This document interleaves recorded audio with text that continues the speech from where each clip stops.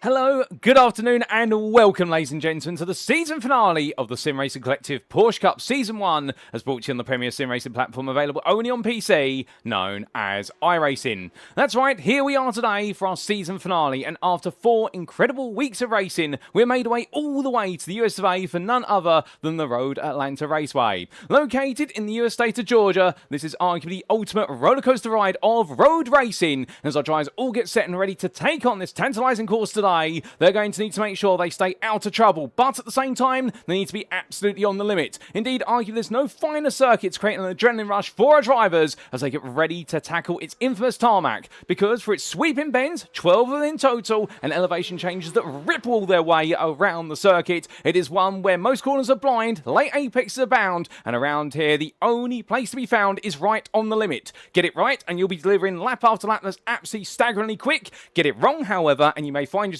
off into the grass and the barriers, or alternatively not looking anywhere near quick, and your rivals will be trying to make moves on you as quick as that. But who exactly is going to find the right balance today as they get themselves in position to try and take the championship crown? That's what we're here to see as we bring you all the racing live from circuit side. But where exactly are my manners as we welcome you to this broadcast available only on the YouTube channel Sim Racing Collective, and that is of course on youtube.com, and search for the Sim Racing Collective or TSRC, and you'll be catching it all there on a weekly basis. And indeed, we're very happy to have so many of you tuning in on a weekly basis throughout this season. And well, hello to you guys and girls tuning in, and don't be shy, feel free to say hi if you're in the YouTube chat right now, because the only biting you'll be seeing today will be on the brakes from our drivers as they look to attack each and every bend. In the content, if you have myself, my name is Paul Walsh, and I'll be covering all your racing action as it unfolds in this season finale, and what a story it has been thus far on the premier sim racing platform available only on PC, known as iRacing. And indeed, we've got one round left, 60 minutes of racing action here in our main format round. But who exactly is going to be your champions? Well, let's find out as we bring you up to speed with the story of the season thus far and what we can expect to come into today. And as we can see, looking at our calendar there, recapping, we started off all the way back with round 1 of 5 on February the 8th of 2026. And indeed, what a round of racing that was. In the wet weather or the mixed conditions at the Algarve circuit in Portugal, we got to see in the end none other than Kieran Sharp survive it all, where others may have looked quicker, but they couldn't quite find the right balance between pushing too hard and keeping it straightforward and simple on their wet tyres. Then we made our way to the Fuji International Speedway in Japan. And there's Grand Prix out. We got to see Kieran Sharp once again make it 2 wins back-to-back in the first of our sprint race rounds, as meanwhile Jamie Nuttall tried to play catch-up as much as he possibly could, and Riley's definitely developed further down the order. Then in round number 3, when we made our way to the Sebring International Raceway, well, there we got to see a bit of a buck in the trend when it came to battles at the front of the field, just as much as further down the field, but it was Kieran Sharp who ended up finishing third there and was not able to bring home the win. Meanwhile, Jack Southwood on his debut was absolutely able to deliver in a very close race between himself and Kieran Sharp, and splitting the pair of them was none other than Gwilym Hamlin. Then to round number 4 last time out, and at Alton Park in the Cheshire countryside, what we got to see there on the 8th of March, well, not on the 8th of March, on the 1st of March, we should say, to kick off our 3rd month of this year. Well, we got 2 absolutely classic races. Of course, the Cheshire countryside, known in the northwest of England for one thing, and that's mixed conditions at a circuit full of very close-knit quarters, but with those mixed conditions, there was no rain prior to the practice, and it was a drying circuit going into what was the qualifying session and the race. And with some puddles dotted around corner apexes and rain much earlier on in the day, which were gradually going away, it meant that the race itself was quite narrow with regards to overtaking opportunities. And so in race number 1, Kieran Sharp would take victory in the end, and we got to see a bit of difficulty for the man who made a very quick run to the top of the field in qualifying. That was none other than the debutant Milos Meski, who's back today looking quick, but what it was in qualifying was the pole position. In the race, however, it was a small error, and in the end that relegated him down the order, and Kieran Sharp in the end was able to take victory, with Jamie Nuttall and Jack Southwood following him behind. Then when we made our way into race number 2, the rain came back and it created a lightly wet track which mandated wet tyres for our drivers, although Janus Wenzel was going to be the brave one and gambled to go onto slicks, but it didn't quite work at the start, and he very quickly found his way into the pit lane. But as the rain started off spotty and then gradually intensified over the racing distance, we got to see the puddles gradually become more prominent, and overtaking opportunities were more about taking risks for our drivers, and so Jack Southwood in the end really was in a class of his own at the very front of the field, although the top 3 all pulled away, and it was Southfield ahead of Filip Klimovic, and none other there than what was Milos Meski completing your podium, with Filip Klimovic and also Milos Meski enjoying themselves massively, and really talking about after the race the fact that it was an absolutely incredible pair of races, and Jack South meanwhile just was not catchable. So we come into today. It is the 8th of March, and we are here at the Road Atlanta circuit in the US of A. And, well, as we talk about our calendar and indeed talk about our circuit, let's talk about our circuit in a bit more detail.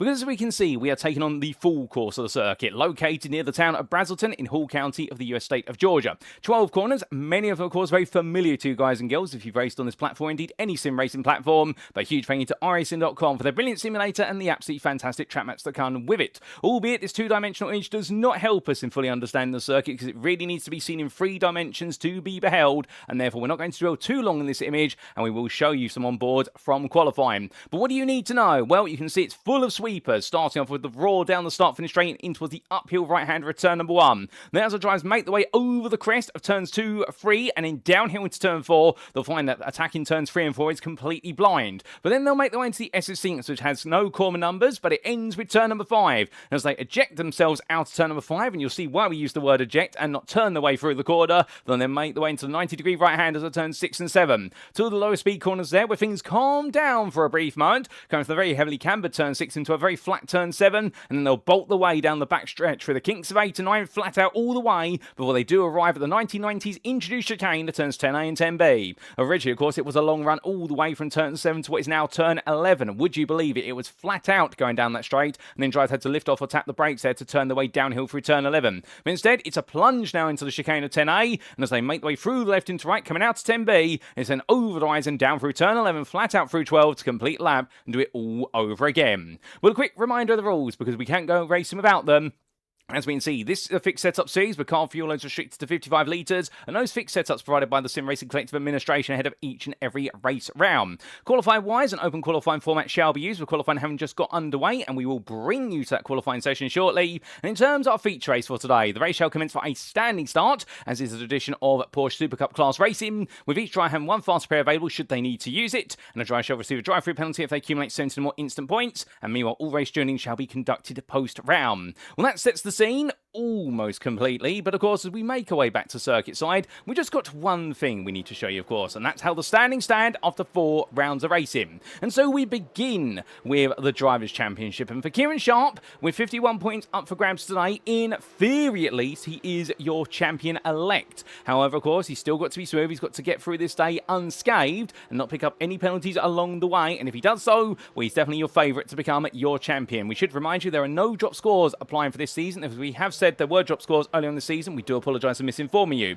But Kieran Sharp, definitely right now, the man with fate in his hands here, and all he needs to do is finish today and secure some points, and guarantee, therefore, he's not going to slip backwards into the clutches of Jamie Nuttall. Conversely, the cracked racing driver right now, he's technically got nothing to lose in second. He'll go for victory, no doubt about it, and the fastest lap as well, to try and take that extra bonus point. With 51 points up for grab, he'll need Kieran Sharp to have a nightmare day and drop some valuable points, whereas Nuttall will need the maximum. Samuel Kramer's, meanwhile, be third there, and right now he's got a much more difficult task, because whilst the top 2 really have cemented their positions, meanwhile the German driver here only has 179 points, and only, well, that's a little bit rude, surely not, but when you do consider that 3rd through to 12th are only separated by 36 points, yes, you heard that correct. That's how tight it is right now for 3rd place. Well, Samuel Kramer has the unenviable task, and I do believe as well what's going to absolutely torpedo his chance to finish 3rd is the fact that he's not going to be on the grid today due to personal circumstances at short notice, and therefore the DLR FP1 drive will fall down. But if he is to fall, who will rise in his wake to 3rd? Will it be Martin Blankensteiner, only a point behind for cracked racing? Could it be Arnsolano for Kukat's crew, who definitely has shown some great performances so far this season, the Swede there in number 3? Or will it be to the man of 4 points behind, Otto Keris there for the Flying Dutchman, who last time out didn't have the results he wanted at Alton Park, but he'll be hoping that with the lark he'll have here today, it might be a walk in the park by comparison. Guillaume Hamling as well in 7th place over cracked races. He's had some highs, but he's also had some lows, although he wants to end on a high, only a point ahead of Raymond van Zutphen. Then we do have Mav Gardner and Jack Southwood completing your top 10. Behind the 2 Sim Racing Collective esports drivers, it's then Janos Wenzel in 11th place there, the privateer, and completing that very tight run of 3rd through to 12th. We do have Felix Smoggy in 12th place there for cracked racing, only a point adrift. Then it's a further 19 points to Pavel Grilica, the Kukaz crew driver. Would love to finish inside the top 10 when the season is done, but he's going to have the close company there, and a point behind of Mikel Estevez, the Spaniard, who had it all go wrong for him at Sebring into the barriers at what was the opening couple of laps, and last time out, of course, at Alton Park as well, things didn't quite go right. Martin Schwab sits in 15th place, a further 4 points adrift, but comes to be ahead of Martin Foster by 12, and it's a further 11 points to Philip Klivic, ahead of Mitch Wollitson, Quinton van Wingerden, and Joe Pinder. Outside that top 20, let's not forget about our other drivers here. We do have Gergely Gonzalo in 21st place for Wild Things Racing. And well, just behind there, we do have Bobby Moss ahead of William Chandler with Johan Ariffin, Gareth Ronda, Leon Boki, Tom Davidson, Patrick Masagowski, Stephen Hutter, and Edvard Kezic completing your top 30. And outside that top 30 there, we do have in 31st place David Humphreys on 0 points, and it's also 0 points for several other drivers there. And I do believe we might have Gergely Gonzalo and Milos Meski mixed up there, so we believe it should be Meski on 76 points. We do apologise for that confusion there. There would be Gergely Gonzalo in his place there down 32nd. Then we do have Zach Zorzuk ahead of Liam Giles, Paul Sims, Andrew Pike, Josh Millington, Glenn Dionysis, Vladimir Blinkov, and Usama Kanani completing those standings. As for the teams' championship standings, meanwhile, having a look to these, and what we can see here is that TSRC Esports right now hold an advantage of 53 points. They are in control, albeit they know it's not all done yet, and Cracked Racing, should they have a 1-2 finish here today, that's going to be the best they can do, of course, plus the fastest lap, well, it's going to be a huge haul of points on hands, and if Sim Racing Collective Esports drop the ball, then suddenly they may drop out of victory right at the very end. Kukas Crew sit in third, meanwhile. They cannot touch the top two, but right now they're trying to make themselves untouchable to the two behind them of the Flying Dutchman and DLR FP1, and Kukas Crew were able to steal points away, particularly from Cracked Racing last time out at Alton Park, and therefore they'll be hoping they are able to do so again versus the top two, and that will keep them safe for third. But the fight for fourth is definitely growing there, with only a grand total of what is now 21 points between fourth and fifth, and behind DLR FP1 in sixth is LRT Momo, who are right now trying to make sure that Red Bulls Racing nor Aspire are able to catch up to them, and then we do have Connexus Motorsport, Kezic Racing, and Simoff Racing completing those standings. So that's how the standings stand, ladies and gentlemen, and that does mean now, well, we can put the standings away. Instead, what we can now focus on is qualifying here today, and how exactly are all of our drivers getting on here as they make the way on around. Well, Jamie Nuttall is currently the fastest driver out there, at least for this time. But understandably, he'll be hoping there's going to be even more time he can deliver, as we are now the best part of 6 minutes into his qualifying session, and those laps are definitely coming forward. But this Road Atlanta circuit is one where you can keep pushing incredibly hard throughout, and it's going to give these drivers the opportunity to really feel as though they're in control and able to nail the pace time and time again. But as Nuttall makes his way over the rise there, and roaring his way down the hill for turns 2, 3 and 4. Well, Kieran Sharp right now not too far adrift, the best part of 1.5 tenths off in there for Sim Racing Collective Esports. And well, close between these two, as meanwhile we do look to Filip Klimovic, who right now in none other than third place. They're leaping his way all the way up the stands. He was in 11th only moments ago, but he's coming through, and the Kukas Crew drivers really have shown how quick they can be. But for him, it's definitely going to be a bit of a challenge, as it will be for all of them right now in extracting those last couple of attempts that are going to really make or break what will be this qualifying session.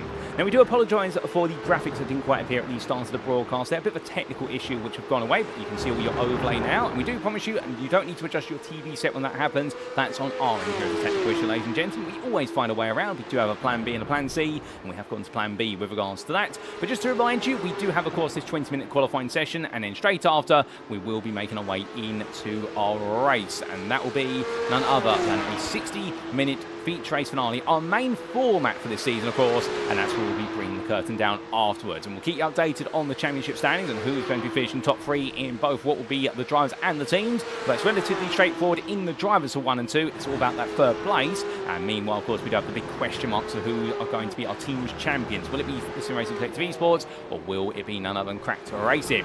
But as right now, we do see Filip Klimovic making his way over the rise. He decides to come into the pit lane as Pavel Grilica makes his way now up into 8th place. So he finds a little bit more pace out there. He'll be pleased with that. And I suspect right now he'll be itching to think, can he go even further? Well, not if he goes that wide coming out to turn number 1. That's the rallycross line there, and that will invalidate his lap, as he invalidates it further by taking too much curve at turn number 3, and the car bounces off there and hits the suspension quite hard. And in the end, he comes to a stop with a bit of a bump, and number 56 driver now looks to reset and go again. Jack Southfield makes his way down the back stretch here. Well, after taking that win, of course, in race number 2 at Alton Park, all galvanised up once again, particularly after that incredible victory in the feature at Sebring. So what's it going to be this time for this man in the number 898? Well, rolling his way out of chicane, he gets ready to go into a flying lap, and why don't we oblige him by riding aboard for a flying lap of the Road Atlanta circuit?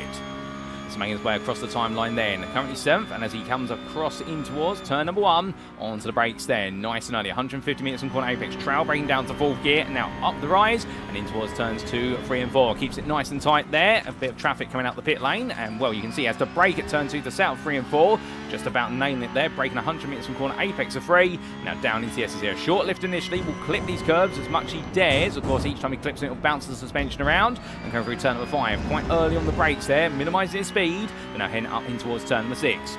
Looks to his left-hand side for his brake marker, and this is where he's going to get ready to go onto the anchors. Brake at the 100-metre board, coming all the way down to third gear.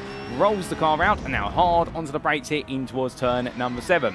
But through into second gear, and now up the gearbox he'll go once again, and flat out all the way. And Southfield right now definitely fully committed to this lap, no doubts about it. This is full confidence, but you've got to be confident at Road Atlanta. You cannot let this circuit daunt you. If you do, it'll scare you away, and at that point, well, you're not going to be attacking it anymore today. We're going down towards the chicane. The car will bottom out here in the drop. Onto the brakes, about 170 metres from corner apex, down to third gear. Make sure to cut as much as possible with each apex curve there to straighten the chicane. Now coming over the rise, completely blind here, and decides to go into the pit lane there. So he's not happy with that lap, but of course what it does mean is he'll get to come into the pits and he'll get to put on a fresh set of tyres. And we do see your circuit map on the top right there. It shows you where everyone is at the moment, and it still is quite a crowded circuit. We only have 15 drivers who have made the journey to Road Atlanta today, but to be fair to them, whether it's 15 or 50, well, it's not about the quantity of drives, it's about the quality of the drives, and we have had plenty of quality from our drives all the way through the season. There are no questions about that. But with the circuit being so busy, it does mean that for our drives, they're going to need to do their utmost in order to be able to find what will be some clear track. As in terms of the slipstream, how valuable is it going to be? And the answer is it's not that valuable. Whilst having a toe down the backstretch will definitely gain you about 3 tenths, that's the only real place you'll want it, as Jamie Nuttall decides to pull off there coming out of the S's and resets the pit lane. Now, why would you perhaps not want to do a reset to the pit lane, I hear you ask, versus why is it valuable? Well, the great news is, of course, in the iRacing Simulator platform, when you park up the car in qualifying and you say, take me back to the pit lane, is an instantaneous process. There is no tow delay time that you will see in the race. That being to simulate the idea, of course, of that the marshals have to tow the car back to pit lane as they would in real life. But that doesn't happen in qualifying, it only happens in race conditions. But because this is a fixed setup series, what it means is our drivers cannot touch the setup of the car. The fuel loads have been restricted, as you mentioned earlier on, and with that restriction, it means in qualifying, if you want the lightest possible car, you need to keep doing qualifying laps. You need to keep being out there. You need to burn the fuel out the car, and therefore, instead, what you may wish to do is about halfway into the session, or if you can go a little bit longer, perhaps, and you dare to go later into the session, such we do see now we've only got 8 minutes out of the 20 to go, as Kieran Sharp makes his way onto another lap. Well, that's when you can start to really think about delivering what could be an opportunity to go for that pole position, have the lightest possible car, and well, with the lightness, it's all going to come up top trumps and come even quicker and quicker. So that's going to be the fault to our drivers here in the fact that we're a lighter car, faster laps will come, and that's the truth at any circuit, but particularly so at Road Atlanta, because you want a car that can go through these corners as quickly as possible. And also, what's different about these Porsche 992.2 GT3 Cup cars is that the fuel tanks are in the front of the car, whereas in most race cars, it will be to the back of the car, but in the Porsche 992, it is in the front, which changes the weight distribution of the car as you burn the fuel out. You're suddenly going from having a very heavy front end of the car because of the weight of the fuel to a car that is getting lighter and lighter on the front, and all the weight gradually concentrates over the rear axle, which is the design, of course, of this car. It is rear engine, rear wheel drive with its 6-cylinder flat 6, as we like to call it, 4-litre engine over the rear axle, as would be the conventional design of any Porsche machine in the modern racing era, excluding, of course, the Porsche 911 RSR GTE, which is mid-engine, rear wheel drive. And as we do see that right now, with a rear shaking around, you can definitely carry even more speed through these corners. You drive these cars with the throttle, and therefore you want as little weight as possible towards the very front. But as we do see Kieran Sharp going on to another lap, well, 3.5 tenths off of the overall pole time there. He's still trying to improve, albeit he's in third place at the moment, 1.5 tenths off, but it's Jamie Nuttall who's the fastest of the bunch right now, and the crack racing driver here in the very colourful livery machine, hoping he can just go that little bit further. But a bit of an improvement from other drivers. Felix Smoggy now moving up into third. More improvements going. Martin Blankenstein has just moved up into 7th. William Chandler's also moved up the order into 8th. So improvements are coming very close to the end of the day now. And this could be a qualifying session that gets completely turned upside down before long. But Jamie Nuttall makes his way over the rise and in towards another lap. Well, now he's got a car that's got a lot more fuel back in it, but he's got fresher tyres as well. Perhaps he feels as though having more weight in the car is better for him. Meanwhile, who else that into the barrier? Well, that's not Jack Southfield. That is, I think, Joe Pinder there who's had a big moment. He's had to the pit lane, and meanwhile, we had Jack Southfield get it wrong elsewhere on the lap for a brief moment, albeit a bit of a run wide, I believe, coming out of turn at number 10 into 11. So therefore, he doesn't have to worry too much about that. But Joe Pinder getting it very much wrong. And what exactly happened to Joe Pinder? Here's a quick replay to explain. So this was Pinder coming through the final quarter, carried a bit too much curb, lost the rear of the car, made the lap in the spire with the Dragon car, and in the end, well, definitely going to pixels there with regards to his car, and we won't be breathing too much fire in that one until the next opportunity presents itself. But back to your live qualifying session we go. A big moment for him there, not what he wanted whatsoever. Meanwhile, well, we come back to Milos Meski. And the Polish driver here, second at fastest, still trying to find the best part there of what is 83 thousandths to get him on pole versus Nuttall. And well, of course, he surprised everybody on his debut last time out. He talked about the fact he absolutely loved it and loves driving the car. And well, he'll be hoping to show that love even more here today. But can he make that magic happen as he runs very wide out the final corner? That's going to invalidate that lap plus the next one. So he will have taken to the next lap off track effectively, or with an unseen off-track advantage, as the automated shielding system would decide it to be. So therefore, he's actually now just scuppered an extra lap, which means in reality he only has the best part of 3 minutes left to go in this qualifying session. And do keep in mind, our drivers want to finish their laps before the qualifying clock sets itself to 0, because we do go straight to what will be the griding procedure for race number 1. There is no delay, no overtime, if my memory serves me correctly, and that's only going to be on the minds of Milos Meski. But meanwhile, who's struggling out in qualifying? Well, the Flying Dutchman's Otto Karas right now down in 13th place as he keeps 2 wheels just within the white lines there. But that does not help him at all. And in the end, that lap does not go any further. It was a 100th slower than his previous best. And I don't think that mistake contributed to him being a 100th slower. But right now, he's definitely hitting his limit in terms of lap times. But look how close the times are as well. This is the closest we've seen the top 10 in qualifying this season. Only 8 tenths separating Pavel Grilica from your pole sitter, who is now Kieran Sharp. He's found some time. It's an 18.70 to the nearest 100th. Just Sharp up there now by 600ths ahead of the field. And can anybody respond? Time is of the essence as Martin Blankensteiner makes his way through the final corner. And let's jump on board with him for a penultimate flying lap. So coming down towards turn 1 on the attack then, and carrying as much speed as possible, uses the runoff area on the left-hand side to open up the corner and as his brake marker. Now making his way up the hill, hitting towards turns 2, 3 and 4. Brings the car over from the outside to the inside, and down the hill he comes. Lovely line there from Blankensteiner, but taking a lot of curve at turn 4. That's going to make the weight unsettled as he comes into the S's here, but you've got to be so committed at this point as he hops and skips his way through the S's and onto the brakes as late as possible. 4th gear, and does he decide to run all the way out to the exit curve? Yes, he does, and runs onto the runoff area as well. Now towards turn number 6, and how late we brake for this. He brakes the 100 meter board down to 3rd gear there, absolutely wrestling the car into the corner, and now onto the brakes at 100 meters in towards turn number 7.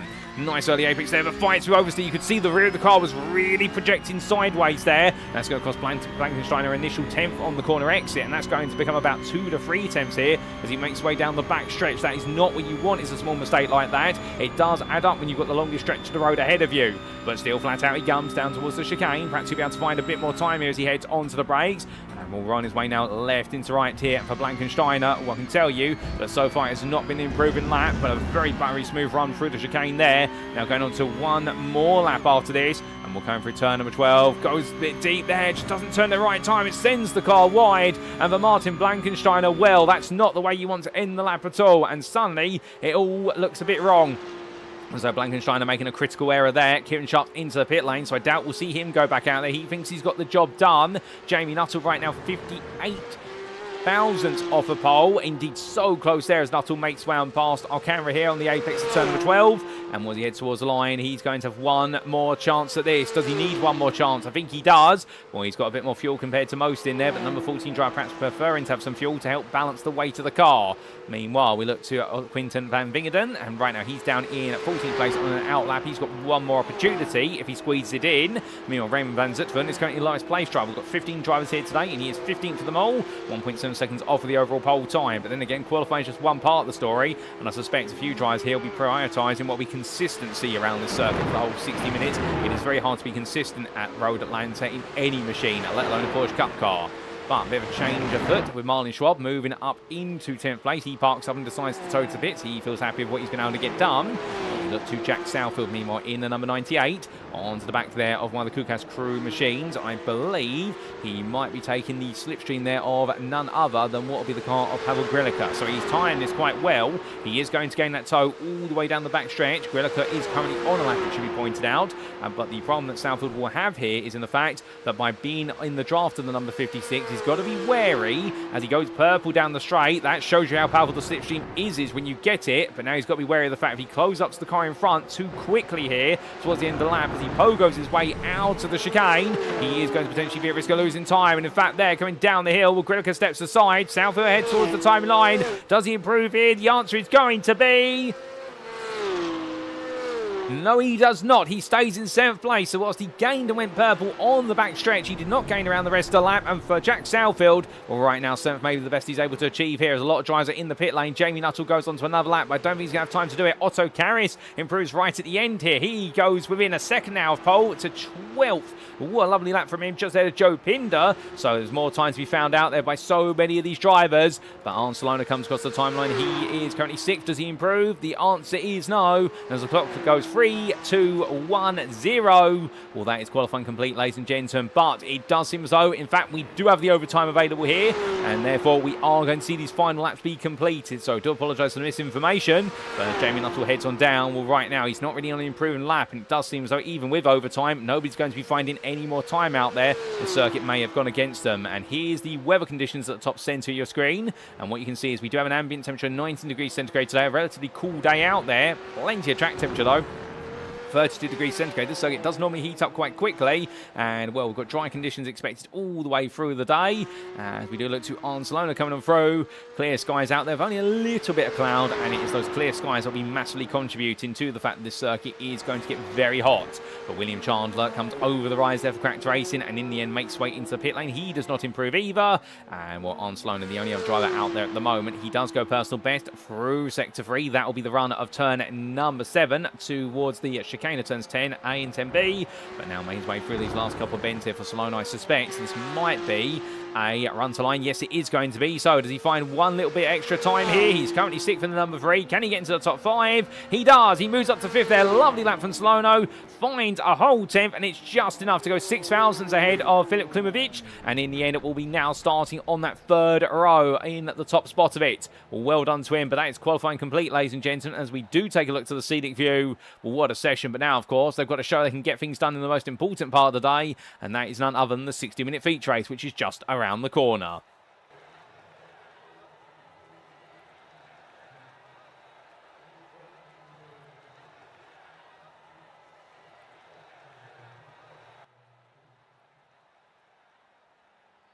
So our circuit falls silent only for a brief moment, if that, and you can be assured it is going to be alive with a roar of flat 6 machinery very soon. These Porsche Cup cars, they won't be kept quiet for too long. Indeed, we don't want them to stay quiet for too long. We love to hear the scream of German machinery, but as our drivers do cool them down, Kieran Sharp starting off the day exactly how he needs to with that pole position. And here we go then, ladies and gentlemen, to your grid for your final race of the season.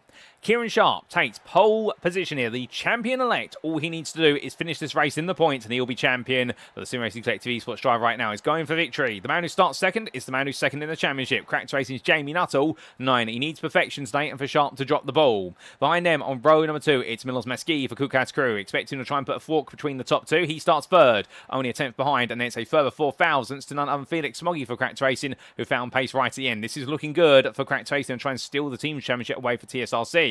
Arcelona starting in 5th there for Kukas Crew, ahead of his teammate of Filip Klimovic. And then we do have Jack Salford starting in 7th for the Sim Racing Collective Esports, just there to Cracked Racing at Blankensteiner. From Martin Blankensteiner, the Dane, we then come to his teammate William Chandler, who starts 9th. And then we will have none other than Marlon Schwab for DLR FP1 completing that top 10. Outside the top 10 in 11th, it's Pavel Grilica for Kukas Crew, ahead of the Flying Dutchman's Otto Karras. And then from what is row number 6 to row 7, it's Joe Pinder, the privateer, ahead of Sim Racing Collective Esports is Quinten van Wingerden.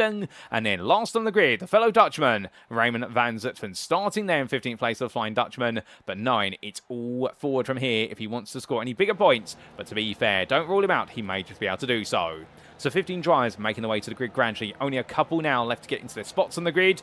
And, well, when they do, ladies and gentlemen, we will be going green for 60 minutes of race action. Of course, strategy important. We are expecting a mandatory pit stop for at least fuel. We're not expecting tyre changes typically. Given the fact these Porsche Super Cup cars, they put the fuel in first and then change the tyres. So a tyre change costs a lot of time compared to just putting the fuel in. But tyre life could be critical. This circuit is very aggressive on tyres, and expect the left side tyres in particular to really take a beating. But as right now, the question will be, how can Jamie Nuttall deliver the beating he needs to take on Kieran Sharp in the championship? Well, I don't think even he knows. If he couldn't find a way to get pole position, it could be an uphill battle here. But the man everyone will be be watching out for is this man who starts in third. Right now is a clear line in front of him, but of course he won't when we do go green flag racing, because he will have Kieran Sharp right there ahead of him, unless there's an issue for the Sim Racing Collective Esports car. But the Kukas crew driver right now, knowing he needs to make amends to the disappointment at Alton Park after what could have been the victory in race number 1, but it wasn't to be, with late pressure costing him dear, and also in race number 2, things not going quite right either. Both races having some quite critical mistakes and incidents, but still showing all that pace. But as all the grid gets set, Kieran Sharp now takes his spot at the front of the field, and with only 30 seconds to go before the lights arrive, he needs to take a deep breath at this point and think to himself there is technically no pressure on him today. All he has to do is see the checkered flag, and if he does so, he will be your champion. But to do that over 60 minutes at Road Atlanta, well, it's far easier circuits just to need to finish a race if you want to become a champion, the first ever Drivers' Champion of the Sim Racing Collective Porsche Cup Series on iRacing. But Jamie Nuttall right now, he's got all the work to do as this grid is sat, it's set in position, and well, ladies and gentlemen, here come the lights. And so, for the final time this season, as the lights go on, it's 3, it's 4, it's firing lights! And it's lights out and away we go. Here's our drivers roar the way away down towards turn number 1. But as they do so, well, right now, good start there for Kieran Sharp. Jamie Nuttall looking for a potential move on the outside. It's not going to come forward. Meski also a bit slow initially, but under brake, and he's going to lunge it. So therefore, we go have a change for second place potentially by the time we get up the hill. A little bit of a squander there further behind. That was Barcelona battling with Klimovicza, but now coming over the crest and down. 2 wide still between the second and third. And in the end, Jamie Nuttall will get ahead going in towards the S's. William Chandler, meanwhile, well, he's not had quite the start he wanted. He managed to get ahead of Blankensteiner initially on the launch, but then fell back behind and come through turns 1 into 2. So all the field is safely on through the opening couple of corners as Joe Pinder behind, understeers a little bit wide, hits the gravel there, but back to the throttle to make sure the car doesn't ricochet back across the road. Well, good bit of collective driving there from Joe Pinder, and Otto Karras taking evasive action around the outside. Pinder now dives back up the inside here, but can't quite find the move. Meanwhile, we've got a change of us at the front. Kieran Sharp's had a poor run, coming up towards turn 6 and 7. And now it's Jamie Nuttall on the inside. It's a Nuttall going on the attack. Sharp made a small error, but to be fair, keep in mind, of course, that it's Jamie Nuttall who's got to find a way to win this race. But look at Meski. He's trying to push Sharp along here, giving him a bit of a bump draft to say, no, I want you to lead. I need to get back ahead. And as they come down here, it's almost going to be 3 wide in some extent. But in the air, Meski right now looking up the inside. Does he go for it? No, not quite. He backs off there, but Nuttall goes outside to inside through the chicane. And Jamie Nuttall takes a lead of the race, but here comes Milos Meski. Now looking for the switchback here, coming over the rise and down. He's getting very, very aggressive with this, but understandably, he wants this move just as much as everybody else. Jack Southfield queuing up behind this group, and then Felix Swoggy falling a bit further behind. A couple of cars run slightly wide, but they'll get away with it this time. But after 1 lap of racing, it's Jamie Nuttall ahead of Milos Meski. Meski goes up the inside, Sharp there, slight tap between the two of them, goes wide, and here comes Jack Southfield, spreading it to 3 wide over the hill. Bit of a squabble there, coming in towards the braking zone, and then Southfield does clear his teammate, and Sharp is now relegated down to 4th place. Felix Swoggy in 5th then, ahead of Barcelona 6th. Filip Klimovicza in 7th, ahead of Martin Blankensteiner, followed by William Chandler and Pavel Grilica. That's going to be your top 10. Marlon Shaw is best the rest in 11th place. So they head onwards. Also Karras, Joe Pinder, Quinton van Dingenden and Ryan van Zutphen all complete that order. But right now, the top 15 only separated by 6.5 seconds come the end of the open lap. What an open lap it's been. And the fact that all together right now shows just how impressive all the driving is from these drivers. We only have 15 drivers here today, but right now they're all keeping very much tabs with each other, and I suspect they'll gradually spread out as the day goes on. And Jamie Nuttall's trying to create a spread at the front of the field. He's already got a gap of 1 second with Meski having to fight his way with Southfield and Sharp into that second place. But can Nuttall break the toe and start to move away? And if he does so, he might be able to take control of this race, as whilst he won't be able to do any fuel saving with anybody else, by just simply giving himself track position up front and being able to create a gap, he may feel safer. And then the responsibility, of course, is going to be on all the drivers behind to figure out their pecking order and figure out who's going to fuel save off of whom, and that's not an easy feat. But they all come down to complete another tour of the circuit. Well, right now, Meski definitely just losing a little bit of time there. Another 10th gained by Nuttall going on to the next lap as they roll their way into your picture. Further back there, Otto Karras falling a little bit back off the back of Marlon Schwab. Joe Pinder there with him, but then we do have Van Wingenden and Van Zutphen. They've also fallen back as well. So pace now starting to show itself, and also with the loss of slipstream, it's not going to help out Arnslona. Meanwhile, he's under a bit of pressure here from his teammate Klimovicza as they come down the hill and in towards turns 4, A, B, C and D, or the S's there as they roll the way on. So they don't really have a number as such, they do have a name. And now through turn number 5, Arnslona here seems to be struggling a little bit. Oh my good lord, that is absolutely huge shunt into the barrier. That is Milos Meski all the way across the road, and how on earth he did not collect anybody on his journey back on the road. Well, that is lady luck at its finest, and my good lord, hopefully the Kukas crew drives all okay there, as whilst this is simulated. Understanding if that's a direct drive wheel, he's going to feel it through there, and hopefully he got his hands on the steering wheel in time to The force feedback's high, but one quick-ass crew driver has had to tow to the pits as the others push on here, but suddenly it's all gone wrong for Milos Meski, and it's only happened in the first 3 laps. But to be fair to, he's pushing hard, and I suspect a curb has bitten back. But that could happen to any driver at any moment. They're not just the Polish driver, to be fair, and that's why there's a very fine line here at Road Atlanta between pushing too hard and pushing not enough. And that's what a driver's got to keep trying to find the balance for, as Filip Klimovicza all over the back here. Barcelona coming on through turn number 12. But right now these drivers just push on here as we take a look back at some of the big moments in the start of the race, including of course the race start. Now, this is when the field did get away. The lights gradually went on, and for Kieran Sharp, well, what you'll see here is he has a very good start to the race. However, for Jack Southfield and Milos Meski, it was a very different story. Southfield did, in fact, get a much better run after the opening couple of corners, but it was a lot further back. Meski, he was looking at the inside of Jamie Nuttall, but there was Southfield immediately covering off Arnsolono and getting ahead. And then, well, it was going to be between them and Filip Klimovicza behind. But the 2 wide in front, we caught all of that. But Southfield didn't get them through as the number 30 there of Filip Klimovicza got ahead of Slono initially. But then we have to understand what exactly happened to Kieran Sharp, because he came through the S's and was very much in control here initially. Through turn number 5, a little bit sensitive the first time around, and then that was Jamie Nuttall all over the back of him. So it wasn't at turn 6 that he lost the pace, it was turn 5, and then we did see Nuttall try to go around the outside as the 284 Felix Smoggy had to fend off Southfield by comparison. But then it was to the inside that Nuttall would go, and that's how that battle really kicked off. Meanwhile, towards the end of lap number 2, we did have this happen to Felix Smoggy. This was the practice racing driver having a bit of a trip wide. I suspect as well Arnsolono followed him out there. And all he tries right now taking a bit of grass with them, but no foul play really there. But then on lap number 3, we had this happen to Milos Meski. An absolutely huge moment. Came out to turn number 5, went too wide. Oh my good lord, the car hopping over the curb there and straight into the barrier. Good evasive reactions there from none other than Kieran Sharp, not to be collected. And for Milos Meski, it was over just like that. And this is what it looked like on board from his perspective. In the end, just carried a bit too much speed, hit the exit curb, and then the gravel trap beyond it, and the car just ricocheting off the walls. And at that point, I can imagine quite shell-shocked by what happened as we head back to live racing. But as we do, even more races to come, and that's a big side toes for Arnsolono there, and the car goes one way, then it goes the other. The whole field avoids him still, although William Chandler there losing out to Pavel Grilica, having to really step off the gas there at the last possible moment for William Chandler, and we're going to get a replay of how that all played out, because my good lord there, we almost just had a repeat instant only 2 laps later, but somehow just about avoided being collected, and well done to everyone involved in that one. But my goodness, will turn number 5 catching so many drivers out, and for Milos Meski, well, the car has been repaired, he's a lap down now, but he's still in this race. You never know what can happen all the way to the finish line. That's why you never give up. But as they makes his way down towards turn number 10, looking to move down Grilica, trying to find a way back, and that's not going to come forth initially for him.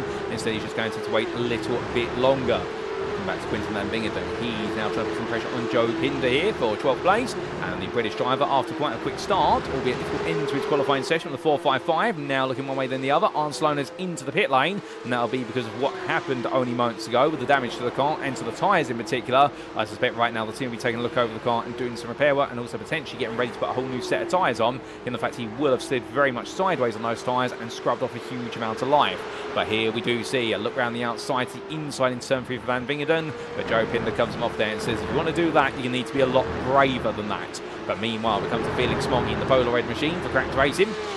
And Filip Klimovicza behind him, only 2 attempts, if that, as they come in towards turn number 6. They get very close, as behind Grilica and none other than Chandler go side by side. William Chandler trying to go all the way round. That's not going to be easy as we ride on board, looking down over the front of William Chandler's number 43, but directly in the tow here. Right now, you can see absolutely trying to abuse the slipstream here in order to gain a bit of an advantage. All part of the game, it's all fair in love and motorsports. Right now, Chandler not able to find a way through him. And Marlon Schwab only half a second behind. Well, he'll be cognizant of the fact he won with Schwab looking for a potential move. As we've got a bit of a change with it's Klimovicza and Smoggy going down to the braking zone. You can see them there off in the distance. And I think that is going to be Klimovicza up into 4th place now ahead of Smoggy. So a good move there being made. We're going to replay of that shortly. Chandler gets a better exit out the chicane. He's going to fan out wide here to open up the final corner. As we do see there, a bit of a late move from Grilica. I think misanticipating how much speed he was going to carry on that inside line. Had to quickly open up the bend. You need to be careful of that. You can't afford to make too many last-minute direction changes, not because it's illegal what he's doing, but because these Porsche Cup cars, they're coming downhill, which means all the weight is being pushed forward in the car, and saying that rear end is going to become very light. But meanwhile, this is not a lightweight task here for Pinder to hold off Van Bingenden, who is all over the back end like a bad rash, as they fight over 11th place. But right now, Quinton van Bingenden being held off, and Raymond van Zutphen is closing up little by little. But as they all close on each other, we take a look back at some big moments only moments ago, including what exactly happened to Arcelorno on the previous lap. So this was Philip Klimovich making his way up behind Salono, and Salono made his way through turn number 5, took way too much apex curve there. The rear of the car let go. Small tap there from Klimovich, and another tap from William Chandler to the back of the car. So Chandler did in the end actually pick up some damage there. That explains how Critica was able to make his way up the inside, but for Arcelorno that could have been an absolute far worse situation. He's gotten away lightly with that, all things considered, compared to his teammate Milos Meski only a couple of laps earlier. Then we did have this move from Philip Klimovich on Felix Smoggy at the end of the long back straight down towards the chicane on lap 6. And well, this is going to be a classic drag race down towards the braking zone. And the number 30 driver hit on the inside, went onto the brakes as late as he could. And Felix Smoggy not having a response there other than to let the move go. But with that, we come back to your live racing. And in terms of change, well, there's been no change between Pindar and Van Wingerden. They are still together, albeit they have been fighting down in towards the chicane as we understand it. But they are as they were previously. So we're going to keep an eye on them every so often. Meanwhile, back to the front of the field, Jamie Nuttall right now, he's cleared one TSRC car, but now he's got another one gradually encroaching upon him, and that is Jack Southfield, who right now lapping at 3/10 a lap faster the last couple of laps. Understandably, Southfield is going to feel confidence here. He might be able to make some magic happen. Kieran Sharp, 2.4 seconds back at this point, and after losing the lead of the race, I think he's right now just focusing on delivering his laps and keeping it consistent in terms of pace. Being smart about this, and the TSRC esports driver from the United Kingdom, hoping this is all going to work well. Meanwhile, we come back to Van Wingerden versus Pindar. This is Van Wingerden looking around the outside. This time he's got a nose ahead into the braking zone. He's going to be almost a whole car ahead there in turn 7, but Pindar can go back for it. They're too wide on exit as well. And it's going to be a drag race down. Now, who's got the better exit out the corner? It will be Van Wingerden, understandably. On the outside line, he will just be able to get the traction down a little bit quicker and pick up 1 to 2 miles an hour more speed at the very end of the straight. But it is going to be so close right now as they come down towards turn 10. In fact, Pindar is coming back here into the braking zone. So Joe Pindar may just yet have an opportunity to go outside to inside here, but Van Wingerden in the end will outbraking by the best part of about 5 metres, and that does see Quinten Van Wingerden move up into 11th place. A lovely move from him. And now you can see Raymond van Zutphen itching to get into the mix of this as we ride on board the front bumper camera of the number 84. They're all fighting over the right to be best of the rest right now, but to be fair to them, for these drivers, they're still going to battling for a win, and they're enjoying themselves, and we can't fault them for that as they head up the rise. But Van Zutphen right now, as close as he can be, and then we do see Pindar and Van Wingerden together, but perhaps this might be a little bit of a calm, as that's a lot of apex curve there from Pindar. That's caused the car to bounce sideways, and Van Zutphen now, surely he's not thinking about going for it into the S's. I think he was 50-50 on that one. I think another part of him was telling him, go for it. Meanwhile, he's going to have the devil on one shoulder encouraging him, the angel on the other saying, no, Raymond, don't do it, that's too risky. When then the angel won out just about, but I think next time he may be tempted to go for it even more, and I think Pindar will be looking over his shoulder thinking, is he serious about going for it? And well, you can, but the only thing is if you go too wide through the S's, both drivers have to back off. Not one driver, it has to be both, as always both drivers will normally end up in the barriers. But meanwhile, change of position afoot here. Is this going to be William Chandler getting on past Pavel Grilica? And the answer is going to be yes. Initially through the chicane in towards 7th place goes William Chandler. But now, will we see a return here for the number 56, or will he wait? It seems though he's going to have to wait his turn. Back to the front then. Jamie Nuttall on to lap number 10. A gap now, 3/10 as they come up the hill. It does seem as though Southfield all on the attack here and getting ready to roll his way on down. But as he tries to bounce the way down through the curves, well, right now, Jack Southfield, close as he is, he's got to contest what is that absolutely horrible wall of dirty air that's going to make sure that he's not going to be able to find a way closer unless he struggles against it. Now, we do say hello there to the time consumer, and, well, saying that peak up at Road Atlanta, not many better combos than this, should be mega, and, well, it is definitely mega, and we're only a lap in at that point. And then talking about the fact, of course, the huge incident for Milos Meski, and Meski out there a lap down, and well, to prove that, here he is right now. But to be fair to him, where some drivers might consider retiring from the race being a lap down at that point after such an early incident, he's not given up here. And well, of course, you never know what factors the weather could play, but I believe we are expecting dry conditions throughout today, so therefore he's going to be just preying on the fact that he might be able to catch up with some natural race pace. And in terms of his pace, well, right now he is almost matching the top 2. So it definitely goes to show you that he's got a lot of pace out there, and he has not been held back by it. As we do say hello to Johnny Wu, who says big oof as well with regards to what happened there to Milos Meski, and I suspect as well a bit of a moment there referring to Arcelorno. But to Jamie Nuttall we come.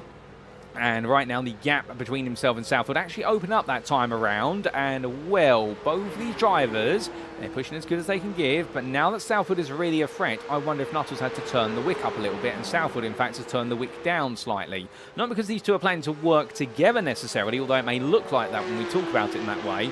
But understandably, Jamie Nuttall here has now got a bit of mental pressure being applied, which is that Jack Southwood, having got this close, he wants to try and make sure that Southwood can't get too comfortable behind him. Of course, it does mean he's going to have to consume more fuel by pushing, but the reverse is true. Southwood cannot get as complacent and be able to just fuel save behind unless he naturally has such a pace advantage in which he may be able to do so.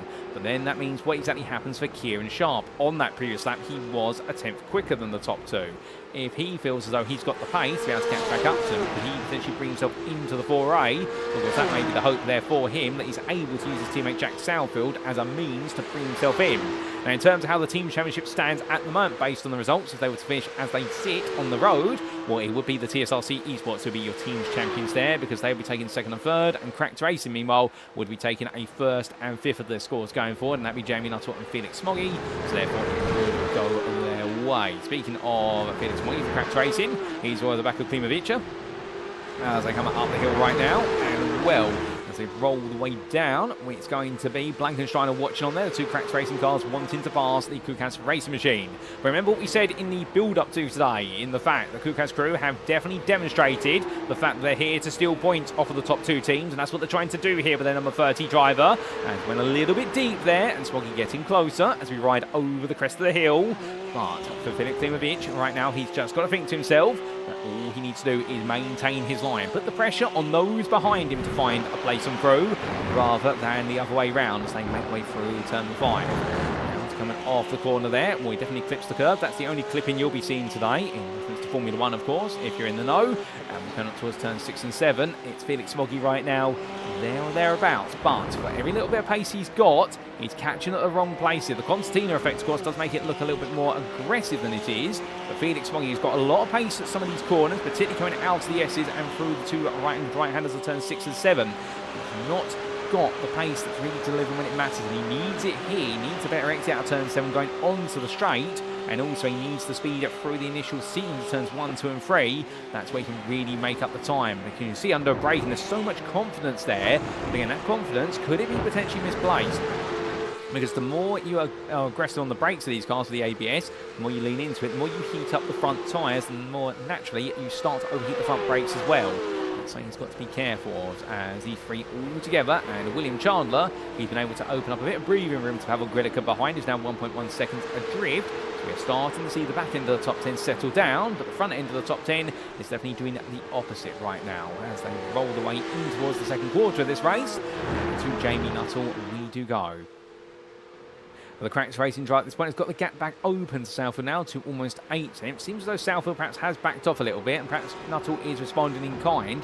I wonder if Jamie's decided, well, if I can't break away here, what's better for me to do is perhaps play it safe and just try and save some fuel along the way. Of course, this could play into the hands of Southfield. Southfield may then be able to turn the switch back on and go back on the attack. But tyre management is going to be absolutely critical as well. Given the fact we are expecting our drivers to only use a single set of tyres here today, not expecting them to change tyres in the pit, and therefore having very heavily worn down tyres right towards the end could be a major detriment.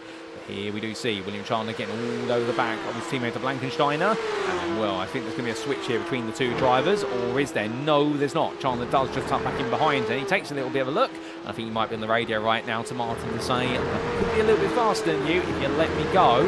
But of course, that's down to the team what the drivers want to do, as Blankensteiner decides to come into the pit. So, Cracked Racing here opt to split the strategies. Now, that's a bit of a surprise coming in this early, given the fact we would normally expect the drive to be coming in around about at least 20 to 22 minutes in. We are 17.5 minutes in. I can do mental mathematics. And the Dane right now coming on down here, he has no penalty flag or anything like that. So this is a pit stop, but he's making no damage to the car as far as we can see. But he's decided to go for the undercut strategy. And well, perhaps fuel is not going to be as aggressively used here as at other circuits. And well, is Road Atlanta one of those more moderate fuel circuits by comparison? The answer is to a degree yes. You are spending a lot of the lap essentially weaving your way through corners, particularly the first half lap, where you can do a bit more lift and coast on the throttle compared to having to go onto the brakes and then back to full throttle immediately. So that definitely means you do save some fuel by comparison with where you would at other circuits be full throttle throughout, where you've got a lot of traction zones and acceleration zones that follow, such as at Alton Park last time.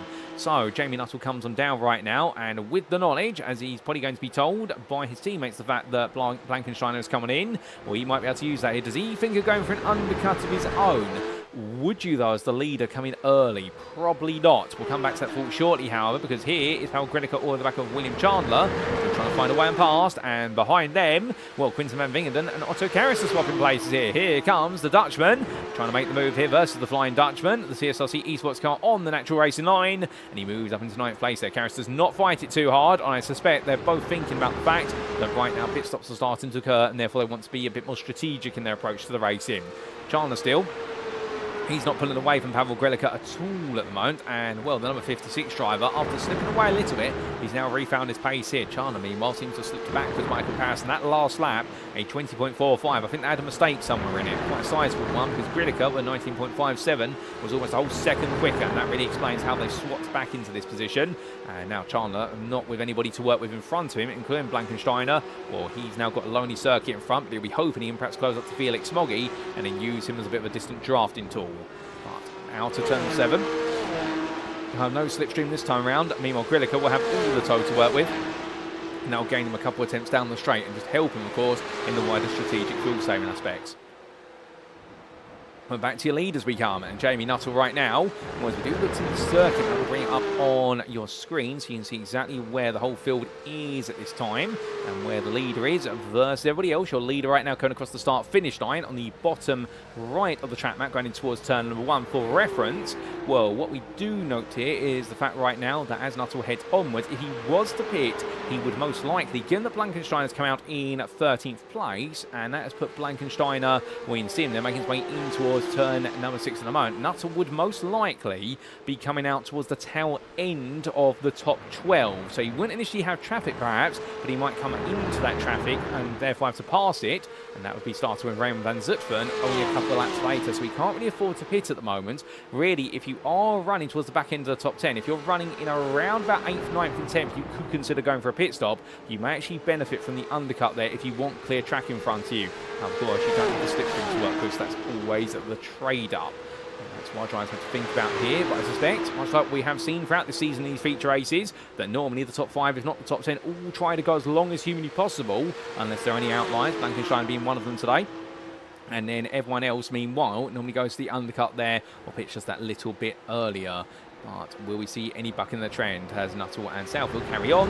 Gap now, 3.5 attempts coming out of the chicane. And well, in fact, Jack Southfield having a really good run as we ride on board inside the car here of the number 98 driver.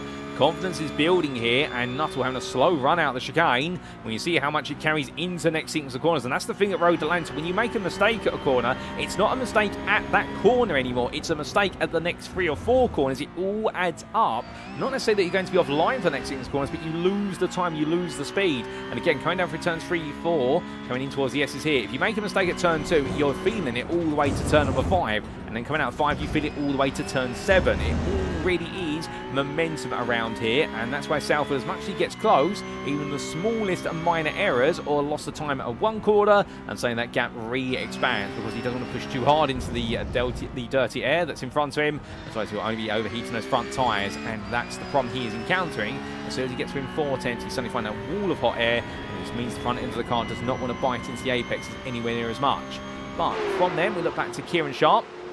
He's running 3rd right now, but running his own race. His pace at the moment, 2 attempts on average, a lap slower compared to the top 2. But I suspect this is more by design now for the Sim Racing Collective Esports driver. After his pole position, I think he's more thinking about the fact that all he needs to do is be on the podium.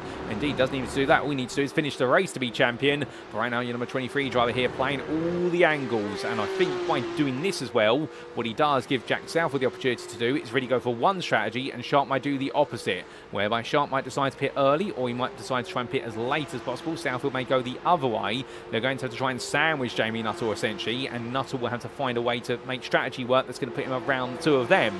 But meanwhile, we've had a change of position for 13th. We've had Arne Salono find his way past Martin Blankensteiner.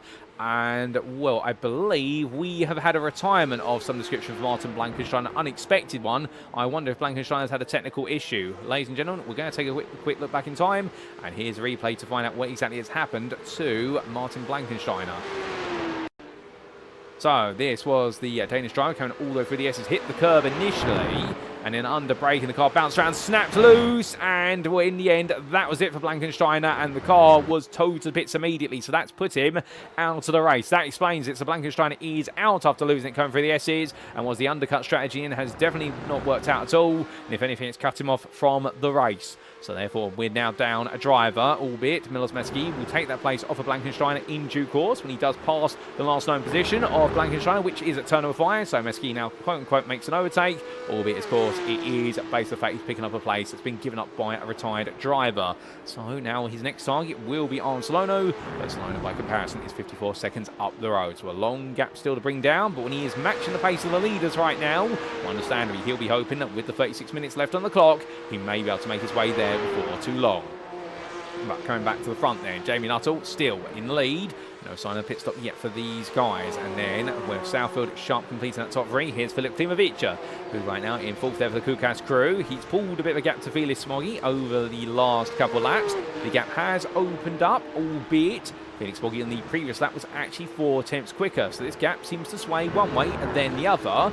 But at least at the very moment, Filip Klimovic is hoping that he'll be able to maintain that gap in excess of about 1 second. If he can get it to about 1.5 to 2 seconds, he will feel a little bit more comfortable, because it's at 2 seconds where the distant tow of these cars really becomes negligible. And of course, it begins at 2 seconds away, but it is very minor at first. It's when you get within 1 second, the slipstream really becomes pronounced. So you're always pushing towards that 1 second window, as you do with most race cars. But understandably, every little bit of slipstream that you can sniff, it's always worth it in the long run. And for Smoggy, he'll gain a tenth here down the stretch in the tow, but that means he won't necessarily be in an attacking position, but he can afford to perhaps just do a little bit more lift and coasting to get himself close on strategy later on in the distance. Left behind, William Chandler, 4 seconds adrift there, the Cracked Racing driver. In number 43, he is now left Pavel Grilica behind. And then we do see Marlin Schwab closing up to Grilica. And in fact, Grilica's previous lap had a big error on it. And well, as he comes towards that timeline, what exactly happened to Pavel Grilica? Why has he lost time? Well, here's the replay, which gives you an answer.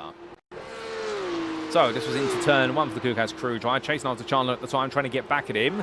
And well, went wide at turn 1 and in the end bounced off the exit curve there, and at that point had to let the car settle down and gradually pull it back onto the circuit. Great recovery for him, to be fair. A lot of drivers will end up going straight up the hill in towards turn number 2, but he brought it back on well before turn 2. Not normally you see that, and that's showing you the fact he's got good command over the car. But from here, we come to Raymond van Zutphen all over the back of Joe Pinder. So these two are back once again. So their fight continues. The Flying Dutchman right now absolutely going on the attack. And we're going over the rise in towards turns 2 and 3. Well, he's definitely right now going to find a bit of magic if he wants to beat the Spyro livery machine. And Joe Pinder, the privateer, knowing that through these S's, he doesn't need to make his car any at all wide. All he needs to do is control his line. But of course, it's one thing to say it, it's another thing to do it when you've got the mental pressure of a car closing up behind you. They do have another car on the back of them. That is going to be the number 11 that's lapped down of Milos-Meski. So therefore, they'll be thinking to themselves, that guy is going close, but he doesn't technically have the right to get involved in the fight. Albeit, I suspect, with the Kukas crew driver, he'll want to clear these drivers as quickly as he can, because he'll have a lot more pace by comparison with them if the previous laps are to be believed, where he has been 1 to 2 seconds a lap faster. So Van Zutphen, what will he do? Will he decide to work with the lap down driver here to let him go and hope that Meski can actually be a thorn in the side of Pinder, or does he instead actually just hold his ground right now and focus on the battling? My recommendation would be the former, really. Unless he thinks he's got a golden move on at some point, he might want to actually just let Meski become Joe Pinder's problem, and he's almost at the right spot to be able to do it here. I don't think lifting over the hill is going to help him. It would be going in towards turn number 1. That's where you would want to do it, because you don't actually lose that much time with a lift and coast in towards 1 as you would if you lift at the very end of the lap. But here they go down to next lap, and Van Zutphen holds his ground, and Pinder, therefore, will now know the fact that as they roll out the hill, well, they've got the lap down car that's going to try and unlap itself, but Van Zutphen is just being patient, and to be fair to Meski, also being patient as well. Everyone really trying to work together with this one, but for Milos-Meski, one would say that right now, when he's going to go for the move, he'll definitely make it very clear to them. I suspect it could even be down the back straight, given he's going to be well within slipstream attacking distance here as they roll off the apex to turn number 5. But over the rise he goes, went back better exit down towards 6, and that's going to put Van Zutphen under a little bit of mental pressure. Van Zutphen doesn't take the race in line, and that's going to slow him down a little bit there. So suddenly Van Zutphen's offline. Meski here is going to pick up even more speed, and there surely has got to be a run down the straight here. There's no other alternative at this point when you are within a tenth and a half here coming out of turn number 7. If you can't get it done so here, well, I suspect the double draft definitely will benefit him, even though it's a bit of a draft there for none other than what would be Van Zutphen. But Meski at this point will be hoping that Van Zutphen reads the writing on the wall and just let him go down in towards the chicane. And the answer to that is going to be no, he does not. So they stay as they were. So intrigue building with this one. As meanwhile, the gap between the two leaders here, 3.5 attempts going through turns 6 and 7. Southwood still glued to the back of Nuttall. So the gap opened up. Now it's closed back up. I think for Jack Southwood here, this is all playing the mind games, and for Jamie Nuttall, he's got no desire to play part of the games. He just wants to keep delivering laps where he can, and Kieran Sharp now 5 seconds adrift from this pair. The slipstream definitely helping out the pair, and then moving forward, and Sharp doesn't quite have the pace to respond. As they come down towards that braking zone, Nuttall goes defensive. Well, I don't think he'd be going defensive that soon, so he's sending a message to Jack Southwood here about the fact he wants his track position. And Southwood at this point, I think it's going to be a little bit more bolder as a result. You ride on board looking back from the rear of your race leader. And going on to the next tour of the circuit. But what does this really tell us now? Well, Nuttall definitely giving away the fact he feels threatened here by Southfield, and that's not something you want to really reveal to the guy behind. Because as soon as you do that, you start coming offline, you start to shred a little bit more time. Remember, the fastest way around the lap is in a straight line. If you can't do that, it's on the quote-unquote a racing line. So every time you come offline, you're actually increasing the amount of time you spend on lap. You are naturally costing yourself time and scrubbing a little bit of rubber off the car. And that all makes a difference here when you're using one set of tyres. But out turn 5, much better exit there for Nuttall. The Dirty S of Southfield, well, facing Southfield, holding back a little bit. So that's what Nuttall has to really work with here, is the fact he's got to be quick at the sectors where the Dirty S does not have an effect, and it's here onwards at turn number 7 where the effect is not felt anywhere near as much. But this is where Southfield normally does get a much better exit out of the corner, but not this time. Back to Van Zutphen, as we have had Meski fall back down the order. Where is Meski? In fact, he has made his way past the pair, I do believe. So he's found his way ahead. There he goes up the rise, unless I'm very much mistaken. So right now, Van Zutphen and also Pinder, they have been able to negotiate with the lap down driver who's unlapped himself from them. But now they're going to be back in the fight with each other. We did leave what was that battle for a moment, so it changed off camera. We can't get a replay of that. But it does seem as though the way that Meski was able to get past them both actually has worked out to mutual benefit of both drivers. It has reset the battle. It has not changed the nature of it at all. So number 84 looking up the inside, the 22 there at Pinder. Taking racing line for now, but Van Zutphen bearing his fangs. But it does seem as though Pinder here not really too bothered by it for Connectors Motorsports in the Privateer machine. And going on down the back straight right now, 2 tenths of the gap this time. If Van Zutphen's not thinking about the move this time, I don't know when he's going to be thinking about it. It's into the pits at McConaughey booth window. Comes Felix Smoggy from 7th place in this race. The pit stops are now becoming a theme. But on screen right now is Van Zutphen trying to go around the outside there. Will he be able to get it done for the Flying Dutchman? Onto the brakes they go. And as they do, it's going to be too wide in. Will it be too wide out? And the answer is going to be no. In the end, Joe Pinder does hold the place there. But Van Zutphen right now keeps on probing. And the 84 driver here eager to make the move. But Pinder keeping his number covered at least for the time being. That's Felix Smoggy in the pit lane. There he is parked up at the moment. Fuel going into the car. And I believe it will be leaving the pit lane very shortly. And yes, it's just leaving the pit lane as the camera turns around to see Pinder make his way up the hill. So Felix Smoggy demonstrating by pitting 7th, you are going to come out right at the back of really the effective lead lap group. If you exclude Ancelono from that theme, of course, he is still technically on the lead lap behind Felix Smoggy. But into the pits from the lead of the race, as we do see there the machinery of Kieran Sharp coming through. There is Jamie Nuttall capital down. So Nuttall's decided he's gone far enough here. He's going to split the race almost into 2 equal halves. And Jack Southfield goes on, as does Kieran Sharp. Filip Klimovic also into the pit lane there as he makes his way into view. So he comes in from 4th place, so does William Chandler. So it does seem as though fuel saving here right now has just been to get to the second half of the race, and beyond that, anything beyond it is going to be an added bonus. Well, that does leave question marks then with regards to none other than Martin Blankenstein, whose early pit stop, of course. Where would that have put him in theory? Well, we'll never know the answer because he has retired from this race after that big moment at turn number 5. As our drivers further down continue to fight each other, we do have a majority of the field in. Grilliker also in. Schwab, Van Vingenden, Karras, they're all into the pit lane now. So fuel tanks have gone the distance, and Jamie Nuttall is leaving the pit lane. Here he is. He makes way out. He'll be on clear track there for 3rd. We believe this is going to be effective 2nd in the race, based on the amount of fuel saying that Jack Southfield has theoretically done behind this man in the early stages. But more pit stops playing out. There is Klimovic coming on through. Where's William Chandler? There he is. Chandler, meanwhile, having a much quicker pit stop by the tune of 3 seconds there. So he gains a bit of time. Who's that coming up the hill? That's Felix Smoggy. Does Smoggy come out back ahead of William Chandler? They're too wide on the exit, but Smoggy does just inch ahead there into the braking zone for turn number 2. So he's covered him off there. So Smoggy, in fact, and made his way in from the top 5, re-emerges back into the top 5 there, so he'll be pleased with that. It's just about worked out for him as Pinder and Van Zutphen have just made their way into the pit lane. Van Vingerden and Garris are leaving the pit lane now. There's been no other changes per se, but the big one, of course, is that Felix Moggy right now into 5th place ahead of William Chandler and covering him off.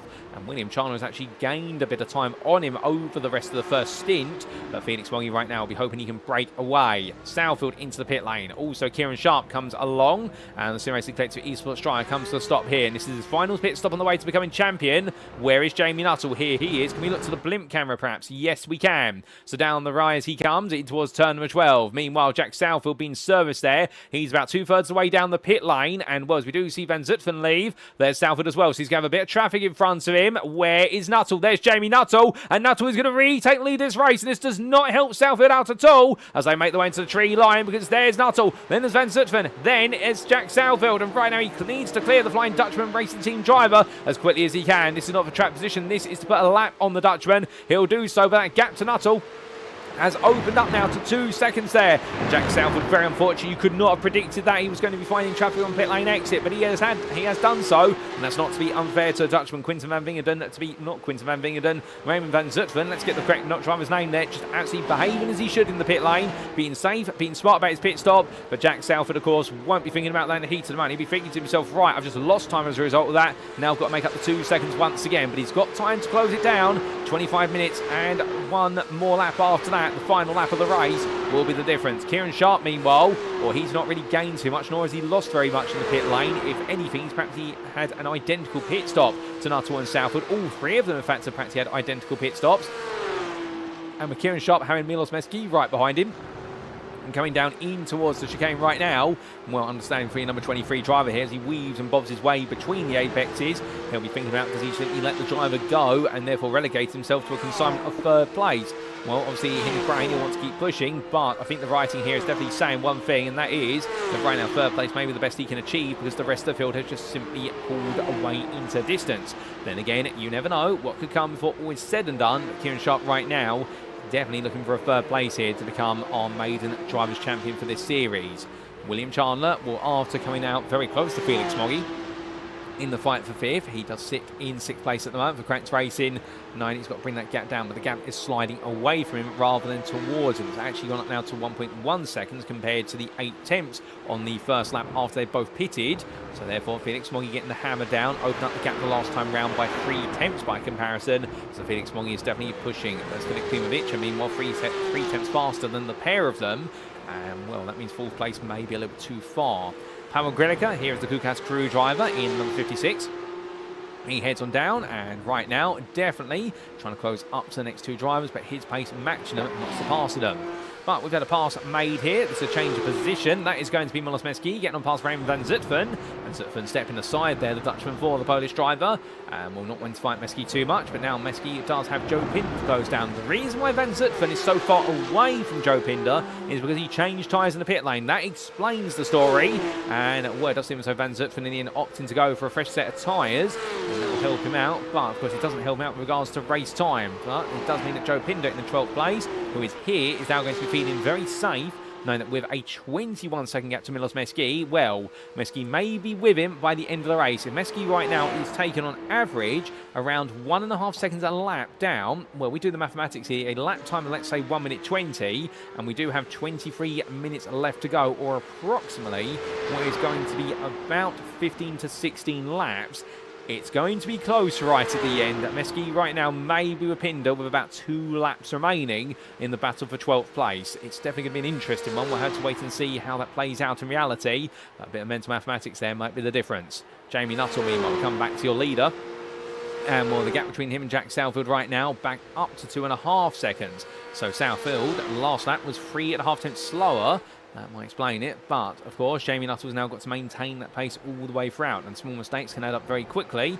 We've seen that time and time again for drivers here today, so don't count that gap as over yet. Don't count the lead battle as all said and done. It is going to be for Jamie Nuttall right now to be able to prove over the remaining what is almost a third of the race that he can maintain this pace all the way. As that lap, a 19.11. Southfield, meanwhile, by comparison, a 19.30.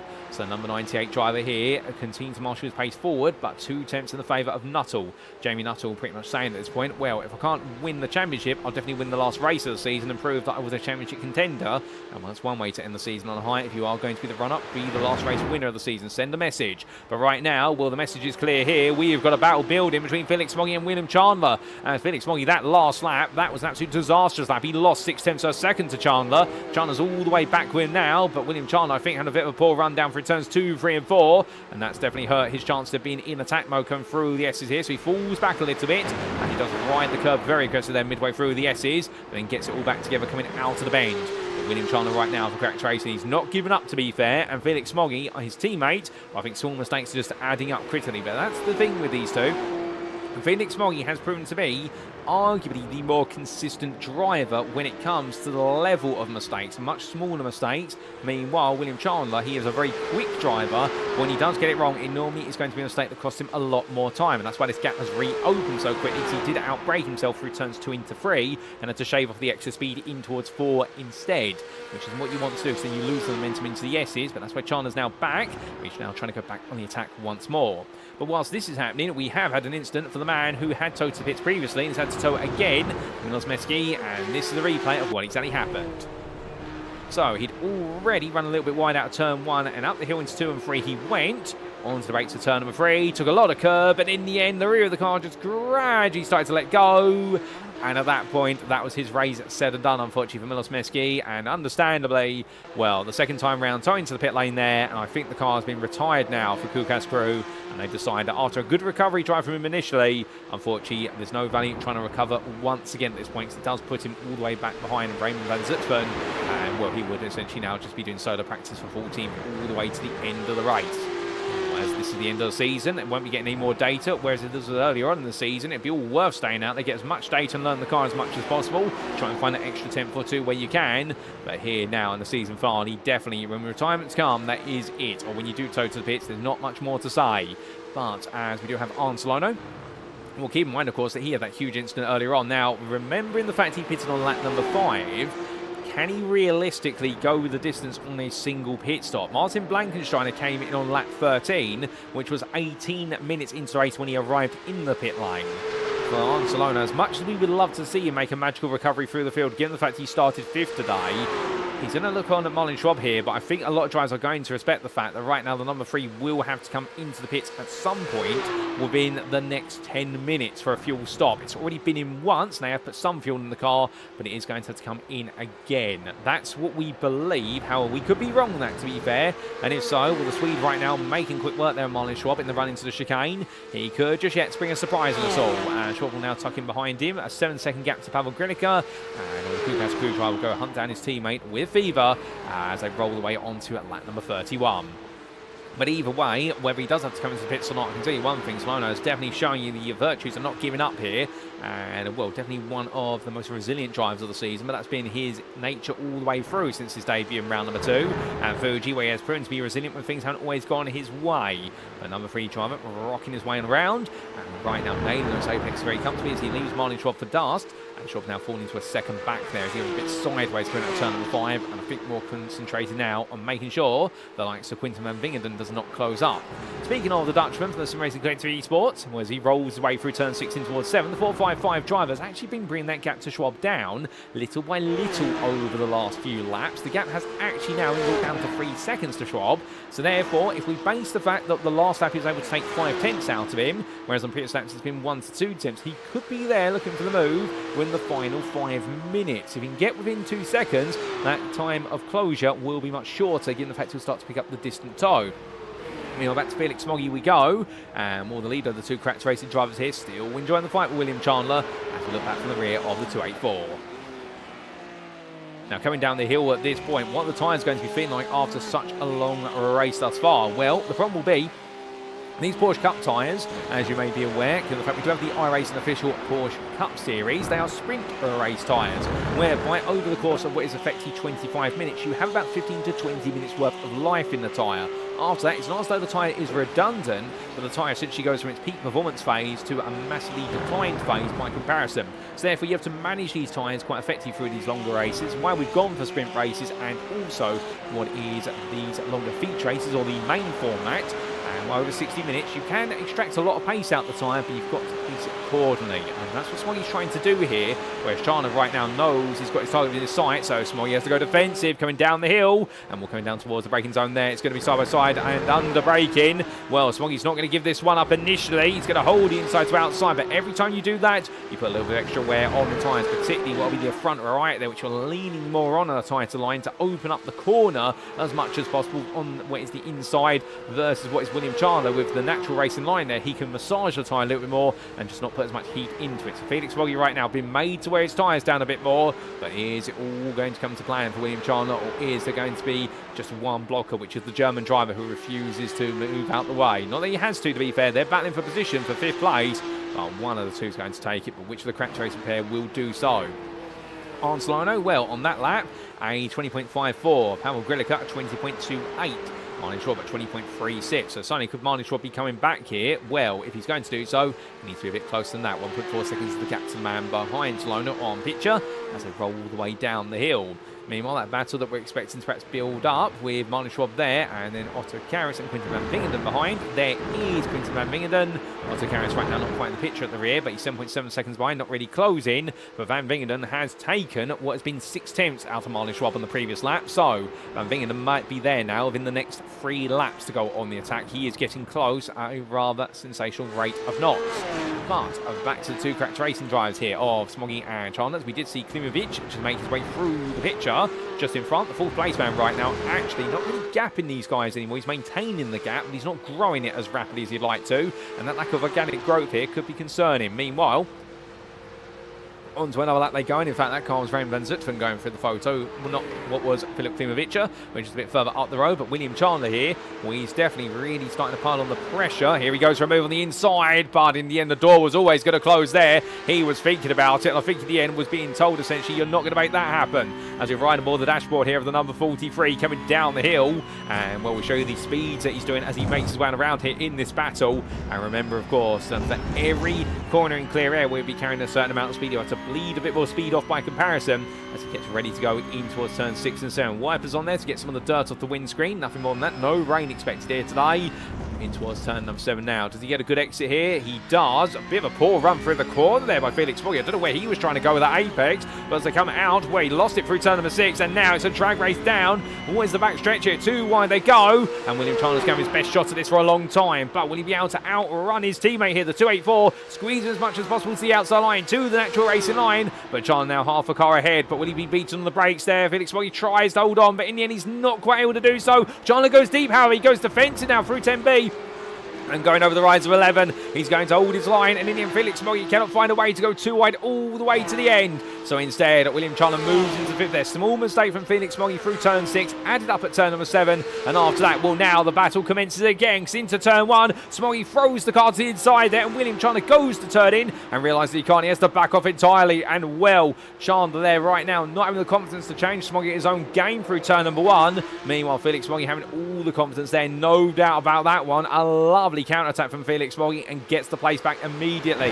Fair, firm racing between these two, but also exciting racing, and this is what they look like on board from Felix Smoggy right at the end there. So this was coming out of the final corner. He'll see he's got the overspeed here, and in the end he just says, right, the door's wide open, I'm going to put my car right there and then trail it off. And we did believe the speed, to be fair. If Chandler did want to go 2 wide all the way up the hill, I think he could have done it, but Felix Smoggy there absolutely intimidating his way back into 5th place. So with that, 13 minutes left to go. Still a few more laps on the clock. And right now, William Chandler's trying to come back again. Jamie Nuttall, meanwhile, your leader, gap to Jack Southwood, now 2.8 seconds as he goes on to lap number 36. That gap is continuing to grow. It's growing little by little, but Jamie Nuttall right now in control, and Southwood, I think, he just doesn't have a response at this point, as they do clear a couple of cars. They've gone a lap down. Joe Pinder, the latest, trying to add his name to the lap down car list. There's only 2 of them out there at the moment. Raymond van Zutphen, the other one, But Salford here, he's going to need a bit of a miracle if he wants to try and get close, because it does not seem as though he's got a response to Jamie Nuttall, who just seems to have all the cards and all the answers. Kieran Sharp maintaining himself at 5 seconds behind, as we do see him there make his way over the rise and into the picture. And we see the number 23 car looking very cool, calm and collected here. And now he is already now 12 minutes away from the crown. As Filip Klimovic'a, he's in 4th. His lap time's not matching the leaders anymore, but he's still well clear of the rest of the field in terms of pace. He's in a bit of no man's land here, and well, a bit of a lonely run of 4th place in the number 30. But to be fair, this really has been a great season for him and the team, and I suspect he'll be back for future seasons of racing at Sim Racing Collective, albeit not necessarily racing Porsche Cup cars immediately. We're going to tell you a little bit more about what is to come at the Sim Racing Collective later on in this broadcast, ladies and gentlemen. So stay tuned to the very end, as we do have some details to reveal of what may be coming. But right now, as Filip Klimovic'a comes on down, well, he's just trying to come to the end of this race and be very happy with it. But rolling his way over the rise. Right now, he's not got long left in the day to do so, as Felix Smoggy, meanwhile, now up to a 2nd clear of William Chandler, holding on to 5th, and there's Chandler behind, and then we do have the lap down car Raymond Van Zutphen behind them as well. And well, for Felix Smoggy, it's definitely been a very good run, but he'll just be hoping now there's no more fighting between them, and he's able to make this break. Coming to Quinten van Wingerden, closing on Marlin Schwab, but the rate of closure did drop a little bit over the last couple of laps. He's been closing at 2 to 3 tenths lap compared to the 6 tenths that we did see earlier on. But he's now well within 1.1 seconds here, so he's going to be getting a bit of a notable draft coming down the straights. But also he'll start to pick up a little bit dirtier in the corners, which is going to help him slightly. Will help or hinder him. Hurt him is the word I'm really looking for there, as he rolls his way up the hill, because obviously lack of front downforce, but much lighter front of the car as well now. The fuel's going to be coming quite low in these machines, so therefore they're going to lift a lot on the front, particularly in high-speed corners, or any of the SC sequence such as what we're seeing now. Got 1 second back there. As Schwab, not making any mistakes to be fair. Quinten van Wingerden at this point is the faster driver. And well, it goes to show you how pace can fluctuate over the distance, because earlier on in the race it was Marlin Schwab who's notably faster, but the tyres right now really going away from Schwab over the distance. As he makes his way onto the back stretch, what will the gap be this time around? And well, on corner exit, it is going to be precisely a second there. So Van Wingerden will pick up a distant draft, and Arncelono is only 1.6 seconds ahead by comparison. And for Arncelono, well, the Kukas crew driver right now yet to come into the pits for what we believe would be a mandated second stop, given how early he came into the pits. But if he's not planning to come in, this has been an absolutely brilliant recovery drive to come to 8th after the early altercation and pick all the way to the back of the field. Coming over the rise here. Well, doesn't come to the pits this time around. Not that we're going to wish him to come into the pits. We are wishing the opposite. We wish that he's able to do this sort of one stop by pitting so early. This will really be one of the stories of the day. But how long can he realistically go on for here? If he can go the whole distance, that's going to really be mind-blowing. We will see.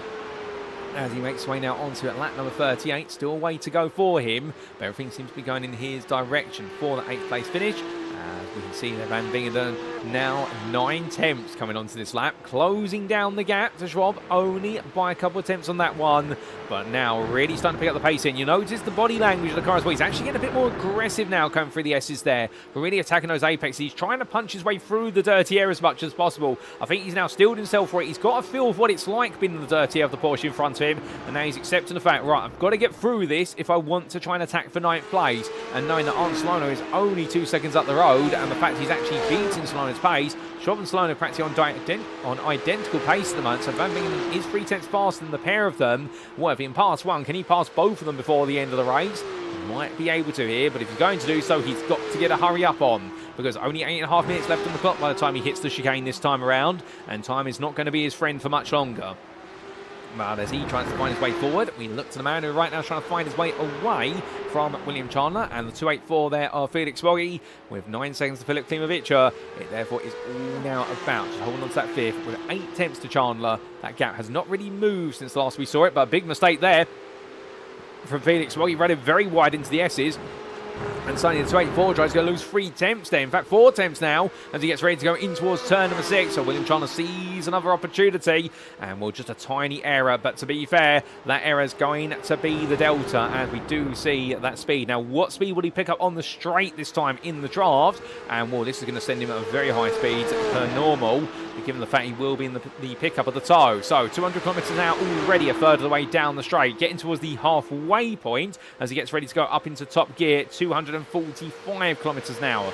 I suspect he's going to be pushing up into 270 here by the braking zone, and the answer is going to be no. He lifts and coasts off at 266, but you can see how he builds up that speed there, when normally they're topping out around 262, picking up a few kilometres an hour more, and that is where all that pace comes to. And now coming down the hill, well, 2 tenths of the gap there to Felix Woggy.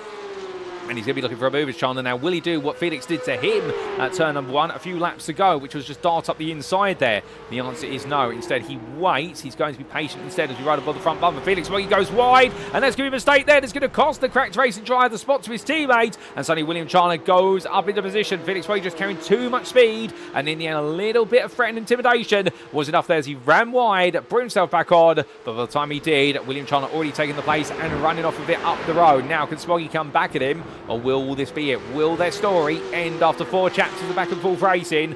Well, we'll soon find out. Meanwhile, here is Arnsolono currently holding on in 8th place, but the pace of the car is falling away. I wonder whether he thought he could perhaps go all the way to the end and fuel save, but now he's finding out the fuel gauge is saying he needs to save a bit more fuel.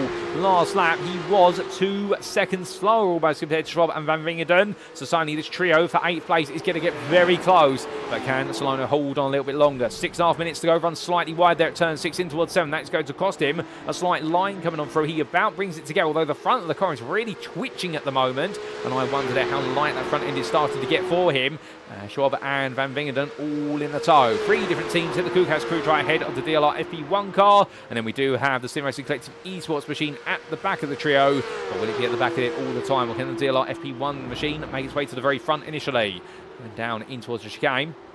We'll slide deep there from Solono, and I think the tyres are starting to go away from him as well at this rate. Indeed, everything does not look to be coming together the way he wants to. Well, Schwab looking around the outside there, but in the end, he's going to be the door shut in his face initially. The camera angle suggesting they were almost too wide, but nothing of it there. And going onwards towards another lap right now. Well, Marlin Schwab here getting ready to go on the attack, but Solono's surely going to have an ace up his sleeve. He's got to be ready for this. He'll steel himself for it. We know Solono is a good battling driver. He has proven he can go on the offensive just as much as he can go on the defensive. And Van Wingerden on the back of this. And well, what will Solono do here? Well, the game plan's got to be to get the 2 drivers behind to fight each other, and that way he can give himself the biggest comfort factor for the remainder. He does not want to be fighting Martin Schwab and then have Van Wingerden just hovering behind. That's the worst case scenario, because then you've got to play the game of essentially trying to gift the slipstream to what is the one driver who you want to then get involved in the fight would be Van Wingerden. You need to get Schwab and Van Wingerden to fight each other first if you can, because then suddenly they become more besotted with each other rather than you. It's the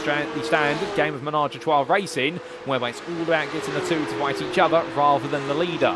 But meanwhile, he is our leader in that battle. We come back to our overall leader, Jamie Nuttall, and the cracked racing driver's gap to Jack Southwood has come down over the last couple of laps. It has been brought down from 2.5 to 2.2 seconds, but it keeps oscillating above the 2-second window at the moment.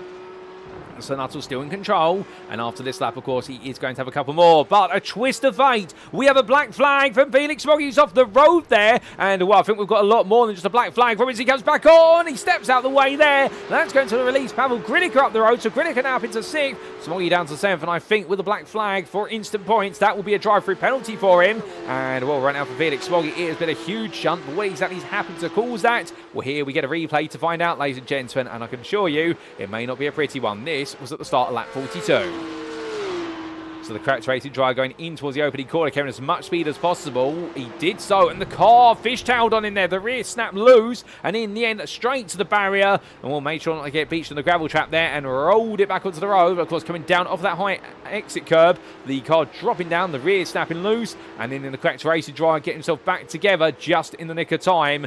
And boy, a huge shunt. But with that, he's going to have to come into the pit lane. I suspect it will be just the drive-through penalty he'll do. And indeed, he won't be coming back in twice to repair the bodywork of the car. But now the 5-second gap to Arnsolono. 7th will be the best he can do on the road at this point. But of course, he's going to lose out with that penalty. He'll be dropping down to what will be 10th place. Also, Karras, in fact, may even take the place off. And here is Karras right now, making his way onto the backstretch. I think Felix Woggy is going to be in 11th place before this race is said and done. As Woggy makes his way into the pit lane. He comes on down the hill, and that releases on Salona, Marlin Schwab and Van Vingeren to come on through with 3 minutes left on the clock. You couldn't make this up. It's why you never switch off until the very end of the race, because things can happen all the way to the final checker flag of the season, let alone our race here today. But Smoggy comes on down pit lane. Well, the car is definitely going to be parked up there for the repair work. Otto Karis, meanwhile, well, he will make his way through for the Flying Dutchman, and it does seem as though he will take that 10th place, as Smoggy's car is being serviced there for the repairs. They are going to put a new front bumper on the car, and he'll come on through, and I believe he will still be technically classed as having cleared that black flag, but we will see. He makes Swan out the pits. Does he clear the penalty? The answer is going to be no. He does have to come in for a full formal drive-through, so it can't be done at the same time, and Smoggy in the end now knows another trip's required, and that's going to still keep him in 11th place ahead of Joe Pinder, who is 52 seconds behind, but it means he is now effectively out of the fighting for what will be the top 10, and this race all ends up being a disaster right at the very end. But as it all goes wrong for him, the Salona Schwab Van Vingeren battle, there it is on camera, and fighting over 7th place now rather than 8th.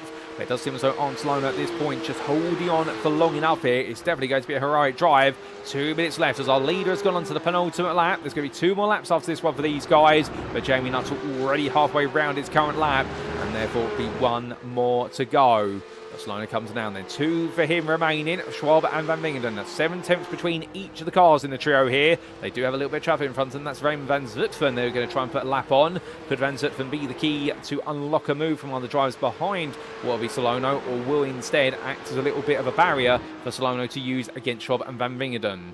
Well, from there we come to your leader, 1 minute 20 on the clock, and that confirms that we do have 1 more lap to go here as he gets ready to cross that timeline. So on to lap 45. A 45 will achieve, and for Jamie Nuttall right now, well, he knows come the end of the next one, it's not going to be a win in the championship, but it's going to be a win on the road and a guaranteed 2nd place in the championship. Meanwhile, Jack Southwood comes on through here, and right now the Sim Racing Collective Esports driver, having given it all, I don't think he's got any more to give here other than to stay 2nd, and Kieran Sharp is now only 1 lap away from taking a 3rd place, but most importantly for him, becoming the maiden Drivers' Champion for the Sim Racing Collective Porsche Cup Series, with Klimovic a further 16 seconds behind. In the Team's Championship, a 2nd and a 3rd for TSRC would guarantee them the team status in the championship ahead of Jamie Nuttall and the appointments of William Chandler for Cracks Racing, who would finish 2nd, and this would be enough this result to see Kuka's crew take 3rd place ahead of DLR FP1 and the Flying Dutchman.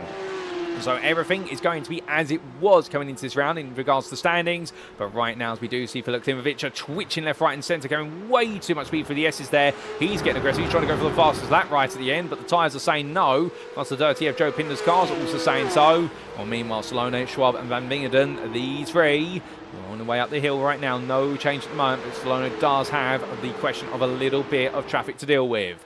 But meanwhile, to the front of the field, and for Jamie Nuttall, well, he may have started 2nd, only missing out by thousandths and hundredths in qualifying, but for him, he took the lead early on, and he's never let it go since. And for Jamie Nuttall, he ends his season with the last victory of the day here at Road Atlanta. What a win from the Cracks Racing driver. Jack Southwood comes on home 2nd for the Sim Racing Collective Esports, and Kieran Sharp with that 3rd place becomes your maiden provisional Drivers' Champion for the Sim Racing Collective Porsche Cup Series. And then it will be a further 17 seconds behind for Filip Klimovic, who will roll his way on through here to fall for Kuka's crew. A solid end to his season, no doubt about it. Gutted he couldn't make it a podium, but to be fair, well earned inside that top 5. Then it'll be William Chandler, and with a 5th here added with none other than Jack Southwood's, not Jack Southwood, with Jamie Nuttall's win, it will be a guaranteed 2nd place spot in the Team's Championship of Cracks Racing, with TSRC taking that crown. Here's Pavel Grilica meanwhile as he rolls his way on down, and the Kukas crew driver there taking 6th means he seals the deal for the team behind his teammate Filip Klimovic by 2 places to take 3rd in the Team's Championship. But what about Salono? Here he is, he comes to the line, he takes 7th, but hold up a second, Van Vingeren's got ahead of Marlin Schwab just before the finish line, so Quinten Van Vingeren takes 8th there ahead of Marlin Schwab, and Otto Karis meanwhile will come through shortly to complete your top 10, as we have had a lap down finish for Joe Pinder and Raymond Van Zutphen. And here is the Flying Dutchman then in 10th place in the number 79. But with that, before we start to talk about any race results, we need to see how places change right at the end there, because I do believe Quinten Van Vingeren and Marlin Schwab are fighting right towards the very end of the last lap. Here we go. and this was coming down the back stretch there. So it does seem as though, whether it was through the involvement of what was Van Zutphen or not, Van Vingenden was able to get close, and in the end went inside to outside here, too wide. They came out to the chicane, and in the end Quinten Van Vingenden just about having enough in the tank there as he made his way over the crest, and he was able to steal away at that 8th place finish from Marlon Schwab right at the line. Well, his perseverance paid off, but unfortunately he could only gain the 1 place and not take on Salone's 7th place there. And what a race between them as we come back to your live pictures. As our drivers cooling down, what a race it's been today, ladies and gentlemen. Fuel tanks are almost dry, tyres are definitely rubbered out, and well, right now as our drivers cool things down, without a doubt it has been a season to be remembered. But let's take a look at those race results subject to any stewards' inquiries, and here they are. And as we can see, after 60 minutes of intense racing action for round 5 of 5, the season finale of the Sim Racing Collective Porsche Cup brought to you today on iRacing at the Road Atlanta circuit in the US state of Georgia. Jamie Nuttall started second, but in the end, he took victory for Cracked Racing. It was back and forth between him and Jack Southfield throughout the race, but in the end, as time went on, Nuttall was able to prove that he had the longer-term pace advantage over Southfield, and the Sim Racing Collective Esports driver had to settle for second. Still, he won't be too upset about that, and with that second place ahead of his teammate there of Kieran Sharp, the Sim Racing Collective Esports pair have guaranteed the team's champion status in the Team's Championship. Congratulations to Team TSRC, and for Kieran Sharp, with that third place, all he needed today was to make sure he picked up points and stayed out of trouble, and well, he has taken the provisional Drivers' Championship crown there with third. What an achievement from him. Filip Kumovic taking 4th place, meanwhile, for Kuka's crew. And we're very solid to end to his season, hoping for a podium, but still almost there. And he was ahead of William Chandler in the end by the best part of 12 seconds. William Chandler having to fight hard, but in the end find his way to 5th for Cracked Racing ahead of Pavel Grilica, but also grateful for the fact that we did see the black flag come out for Felix Smoggy, although sadly and bittersweet in a way for what would be William Chandler in the fact that whilst he gained the place through into the top 5, it has come at the expense of one of his teammates. And it is with that, of course, that understandably we have seen Cracked Racing guarantee the 2nd place spot in the Team's Championship, but unfortunately not try to dethrone the Sim Racing Collective Esports at the final hurdle. Pavel Grilica, 6th there, and the Kukas crew try and enjoying his best performance of the season here today. A very strong drive from him, well done. And indeed, 8 seconds behind him was Arn Salona there for Kukas crew, who after his early moment, well in the end pitted on lap number 5 and showed that he could manage the fuel tank all the way to the end. A brilliant drive to 7th there for the Swede, and he'll be probably wondering himself what could it have been if he hadn't been involved in that incident in the first place. Then it was 8th place for Quinten Van Vingenden for the Sim Racing Collective Esports, fighting hard with Marlon Schwab all the way through the final half an hour, and he was able to find his way past right at the end with the DLR FP1 driving to settle for 9th, and then the Flying Dutchman's Otto Karras taking 10th place there. And with those results, it does mean that DLR FP1 will have outdone the Flying Dutchman, we believe, to 4th place in the Team's Championship provisionally, with just outside the top 10, Felix Smoggy in 11th place for Cracked Racing, a lap down due to the late penalty for him that put him for a drive-through as well as repair work. And we also did see Joe Pinder there, a lap down the privateer ahead of Raymond Van Zutphen. Behind the Flying Dutchman, it was then the retirees of Milos Meski for Kukas crew and Martin Blankensteiner for Cracked Racing, with that moment, of course, going through turn number 5, much like Milos Meski, but Meski was able to get the car back on the road. Blankensteiner was not. So with that, ladies and gentlemen, that concludes our rundown of the race results, subject to any stewards' inquiries. And that concludes our racing for this season. As we do say hello there to ATV Road Team. It says congratulations for all, and indeed a huge well done to all our drivers for their brilliant performances throughout the season, but especially for today. But we're not quite done with today's broadcast as yet, ladies and gentlemen, because coming up in approximately 5 minutes' time will be our final post-round interviews of the season. Don't go anywhere, you won't miss them. We will see you very shortly.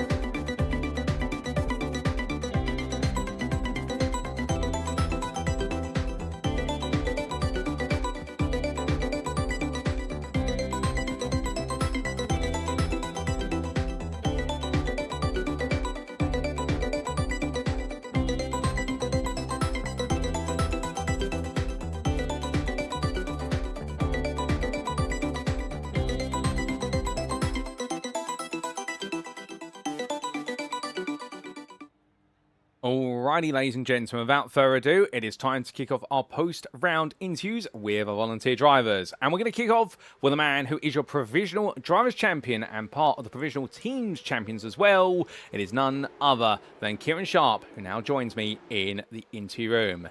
Kieran, good afternoon to you, and well, what a day for yourself today. I mean, coming into this round, all you needed to do was make sure you finished the race and scored some points to become our maiden Porsche Cup champion in the Drivers' Championship, but you went all in, took pole, but couldn't quite take the win. No, I didn't quite have it during the race. I think quali, I just picked up a really good lap, took a lot of risk on the curbs, and it landed. And yeah, I didn't quite have the confidence to do that all the time in the race. And yeah, Jamie and Jack, I think show that slight edge, and I think I was a bit too conservative in the first half, as I should have maybe tried to push. As it appeared, the tyres didn't really drop off that much in this one. I was hoping that if I didn't have quite the pace, I could just save a bit and maybe come in at the end, but it didn't really matter, I think. So I should have just pushed a bit more from the get-go as well. All fair play. I mean, talking about hooking up a lap then, of course, putting together a pole lap by only hundreds and thousands ahead of Jamie Nuttall. What does it take to deliver that ultimate pole lap? Because around here at Road Atlanta, surely you've got to be right on the limit. Yeah, I think you've got to just take a lot of risk and hope the car kind of sticks, particularly in the first sector with all the curbs. Got to really ask a lot from the tyres as well that you wouldn't normally do in the race. I think if you were to do that every time in the race, even if you've done it consistently, you would shred the tyres up. So yeah, a lot of risk and trying to get the tyres in the white render as well. And I have to ask as well, obviously, with the fixed setup that we've been running for this season, it means that the fuel tank can't be touched, whether it's into the race or in qualifying. We've seen some drivers, they prefer to deliver some laps, such as Jamie Nuttall, and then tow to the pit lane, go again. But obviously, all the fuel gets put back in. Does it, in your opinion, make a noticeable difference when you've actually drained quite a bit of fuel out the car? Yeah, I think it depends on the circuit. If you've got a lot of like slow exits and things, you'll feel it. But sometimes you can put some fresh tyres on and it doesn't feel quicker. Sometimes you just want to keep the temperature, so it'd be better just stay out and just cool down the tyres a bit and go again. The tyres can take it with the updated Porsche Cup. So yeah, it's normally a balance. Like if it's really hot temps, I think it's probably better to probably take new tyres and with slightly lighter fuel then. Oh, I see. But going into the race then, as you mentioned the fact that over the distance you felt that Jamie and Jack were both a bit quicker and able to take the risks more confidently. We did, to be fair, at the start see you hold on to lead, but come the end of the open lap, they drafted away past. I mean, at that point you looked as though, okay, the wind's off into the distance now, I might as well just settle for third. Yeah, that was kind of the idea. I would like to have been a bit more closer and tried to hang in there a little bit longer, just to make it a bit more interesting. But yeah, I think for all the races I've been struggling to get the tyres in at the start. I always take like another lap or two, and then I'm normally slightly better at the end as a result. But I think it really showed a track like this where it's very short and you need to be on it from the get-go to try and hold track position. Yeah, I think it kind of showed here that you really have to be on it from the offset. Oh, without a doubt. And I mean, whilst you may not have been on the pace of the two leaders, you definitely still were on it to break away from the rest of the field gradually over time. And as we saw the race distance go on, looked like it was quite a straightforward strategy from yourself, and looked like the tyres were actually quite well maintained by the end of it. Yeah, as I said, I think if I pushed more, it might have been a slightly different story. And yeah, I think it paid off to just send it in this one, and I think it showed towards the front. I think from what I could see, Jack was held up by a back marker on his pit exit, so he couldn't end up challenging Jamie at the end as the gap had disappeared a bit. And yeah, I mean, there was a close call at the start as well with, who was it? Milos Meski, I think. Yes. Yeah, he nearly bounced back and hit a couple of us, I think. Oh, indeed. A bit of a scary moment there, but in the end, even with the scary moments this season, it has been a championship crown that has come to you quite naturally. And looking back over the season, if you had to say there was one moment or one round which would be your true highlight, which one would it be? I think I peaked in the first round, to be honest, and that was just entertaining for all the wrong and right reasons, with everyone making mistakes and things. I'd say the first round was a memorable one. All fair play. And looking to the bigger picture, of course, and not just yourself as Drivers' Champion, but also TSRC as Teams Champions. I mean, it's been a close season-long battle between your team and also Cracked Racing. But it seems though every time they've had an edge, you guys have had an answer to it. Yeah, it's been close. I think Jamie's been really pushing from the crack team, and yeah, luckily Jack's been around as well for us, and he's got really great pace as well. So yeah, it was. I think when Jack was here, we could score really big points mainly. So I think that helps.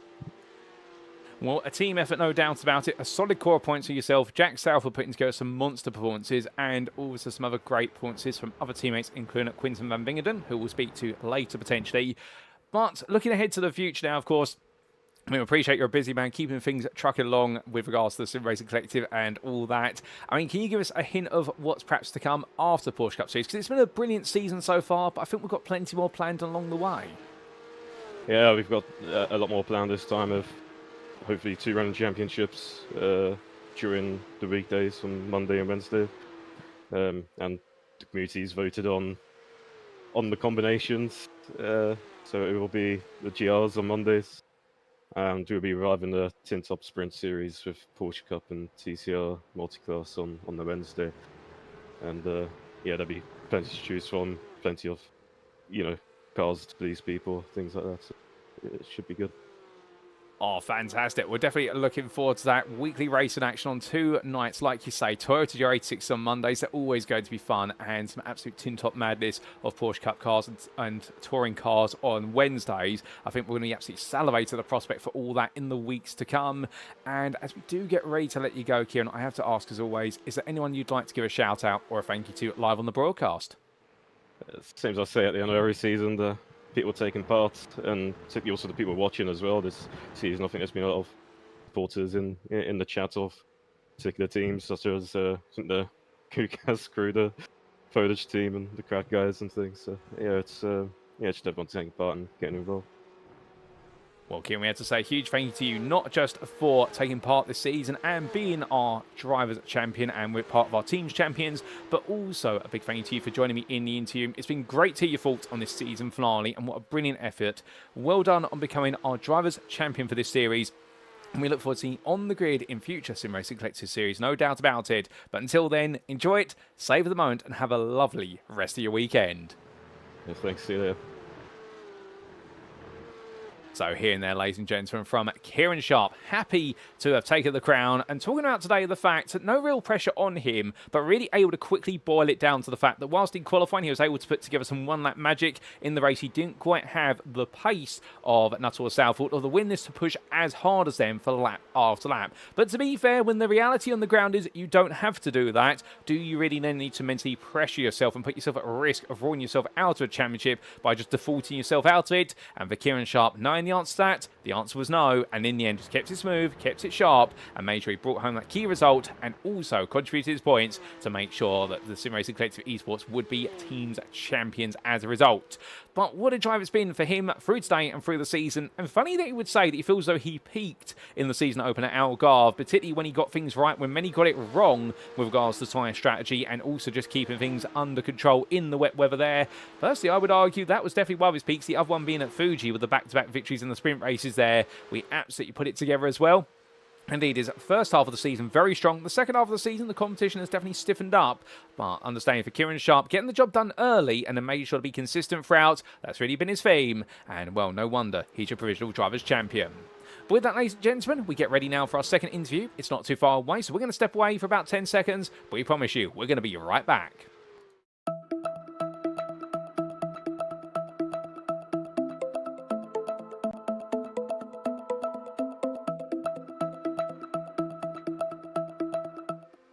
And so, ladies and gentlemen, it brings me great pleasure now to come to our second interview of the day. And joining me in the interview room is none other than Quinton van Wingerden. Good afternoon to you, Quinton. And, well, what a fun day of racing you've had. You may have started 14th today, one of the lowest qualifying performances, but by the end of it, fighting hard for 8th place versus Marlin Schwab and almost the 7th place. How was your day?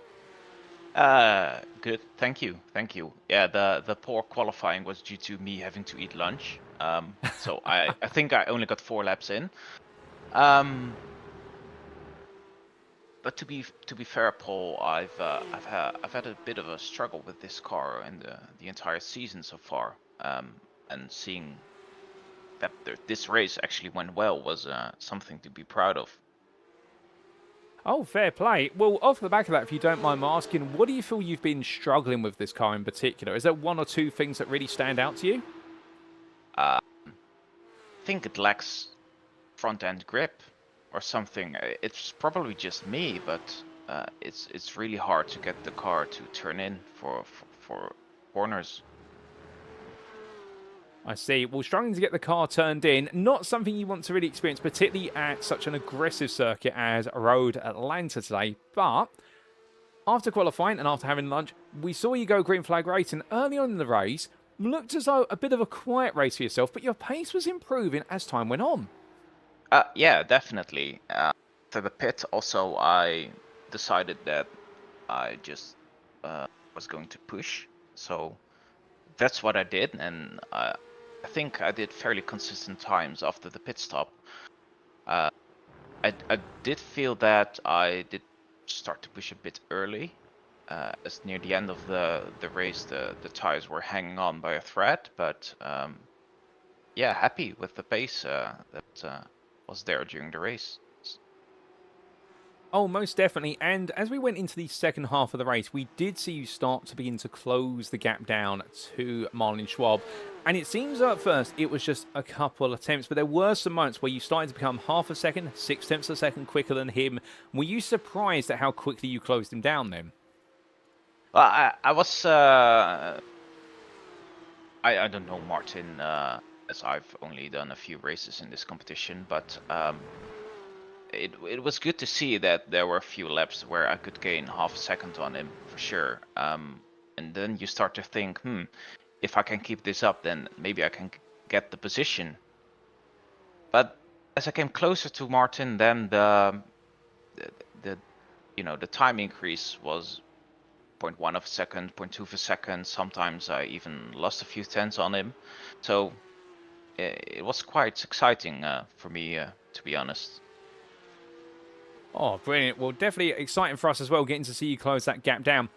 And as we got to the last couple of laps, what we also saw was that as you were closing up to Marlin, we also saw Arcelona running in 7th, starting to fall back to you both. I mean, were you aware of the fact that you could have actually perhaps had a chance of 7th place at the very end?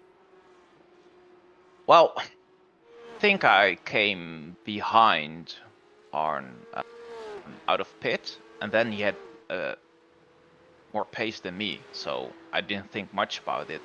But I did see that when I was chasing Martin, I also was chasing Arn. So yeah, for sure, I was thinking there would be a chance to get P7. Oh, I see. And in the end, you're able to steal away 8th place from Marlin Schwab on the final lap down into the chicane. I mean, just take us through that, because it looks like you'd literally thrown everything at it to get close to him, and you just managed to get him right at the end.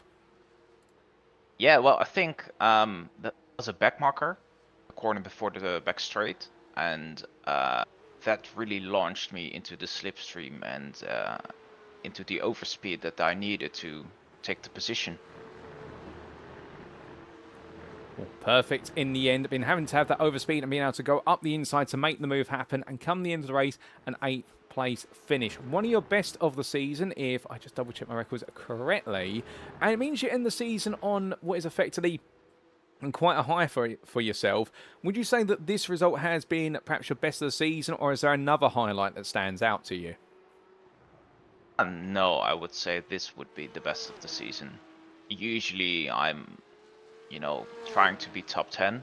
I know I'm not the quickest driver, but I also know I'm not the slowest driver. So, top 10 is usually a good goal for me to aim for, and to be able to do that in this race is good.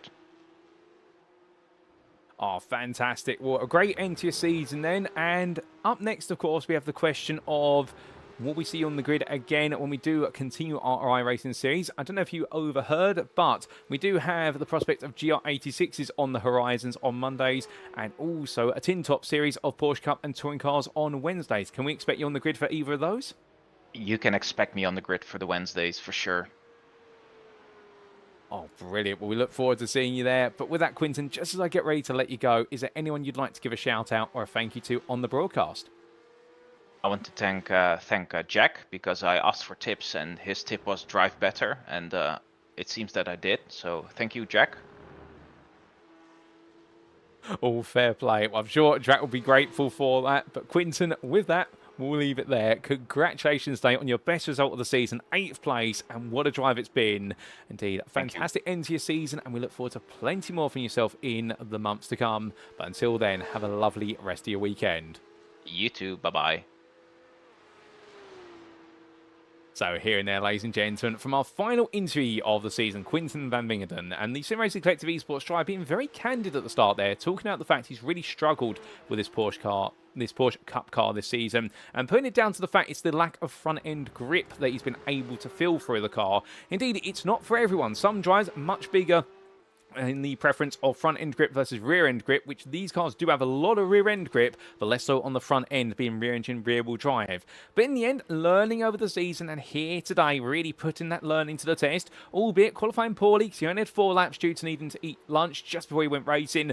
But when he went racing, kept it cool, kept it calm, gradually improved, and those improvements became even more pronounced in the second half of the race. And that's why in the end he was able to get in a position to attack for 8th place, and was able to make that magic happen with only a few corners to go. When in fact, in the end, so few corners to go, it was absolutely brilliant. And well, for Quinton van Wingerden, absolutely pleased with that finish. And now looking ahead to what's next.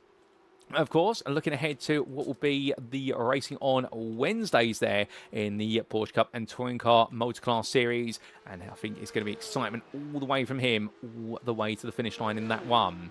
But with that, ladies and gentlemen, that concludes our interviews for today and indeed for this season. And we've had a great mix of interviews all the way through. But with that, of course, as we bring our interviews to a close, let's give you a recap of who we've spoken to today.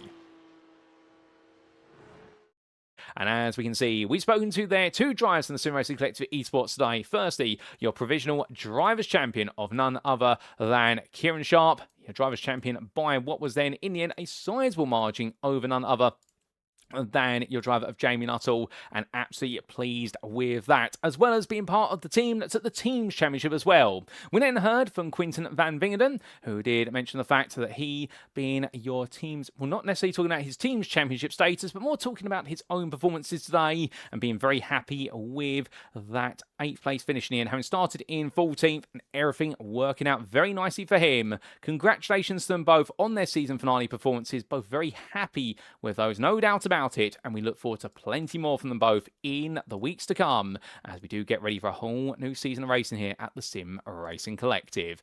Indeed, been fantastic between them all today, but it does bring our interviews to a close. A huge thank you to them, a huge thank you to all the drivers who've joined us for an interview throughout this season.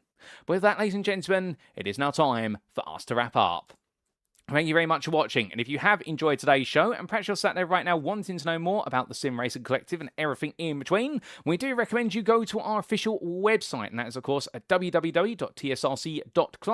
That website apparent on screen now, as you can see it here, and well, what we can note is of course, ladies and gentlemen, is the fact that this is the #1 place to go to for all things the Sim Racing Collective, whether it be with respect to none other than our socials on the left-hand side, our partners and affiliates at the very bottom, at the very top, our news articles and rules and regulations, or right in the dead centre, the ability to join the Beating Hearts community that is the official Discord. And indeed, there's never been a better time to be part of the Sim Racing Collective community. And indeed, we'd love to see you on the grid, whether you're an esports professional all the way through to a rookie. There's always a spot for you here. But if you don't want to go to our website, perhaps you want to know what the #1 place to follow us on in terms of social media is, of course, that is on our Twitter. That's at twitter.com/TSRC_official. And then you can stay up to date with all the latest latest news and announcements on all things TSRC. We'd also like to take a moment to say a big thank you to our partners and affiliates without whom we could not do this, including Tam Livery, SimGrid, Coach Dave Academy, Abruzzi Simulation and Motorsport, and lastly, but by no means least, a big shout out there to Motorsport UK's esports division for recognising us at the Sim Racing Collective as a recommended community. We're very grateful for that recognition, and long may it continue throughout 2026 and beyond. But with that, ladies and gentlemen, what lies beyond? Well, next time out, we will be back for plenty more racing, and do stay tuned for more racing action at the Sim Racing Collective throughout 2026. As you heard from Kieran Sharp only moments ago, we will soon be bringing to you a GR86, a Toyota GR86 Cup series off of the back of the success of our one-off event held only a few weeks ago, and that will be on Mondays on iRacing. And we, of course, do also have on Wednesdays the upcoming multi-car series of what will be Porsche Cup cars and touring cars as well. So therefore, plenty to get involved with. We'd love to reveal dates today, but things are still being finalised. But if you do want to be on the grid for those, do join the official Discord, because that's the way to stay up to date with all the latest information. Alternatively, follow us on Twitter or on the SimGrid, and that's where you'll be able to stay up to date with all those series as they are announced. Well, that, ladies and gentlemen, that brings us to a close for our maiden season of the Sim Racing Collective Porsche Cup. It's been an absolute blast, no doubt about it, but in the end, a huge congratulations to our provisional drivers champion of Kieran Sharp, and also to our provisional teams champions of the Sim Racing Collective Esports. But until next time, we have been the Sim Racing Collective. I've been your host and commentator, Paul Walsh, and until next time, remember to stay safe, stay well, stay smiling, and most importantly, ladies and gentlemen, as always, remember to stay on track. Good night.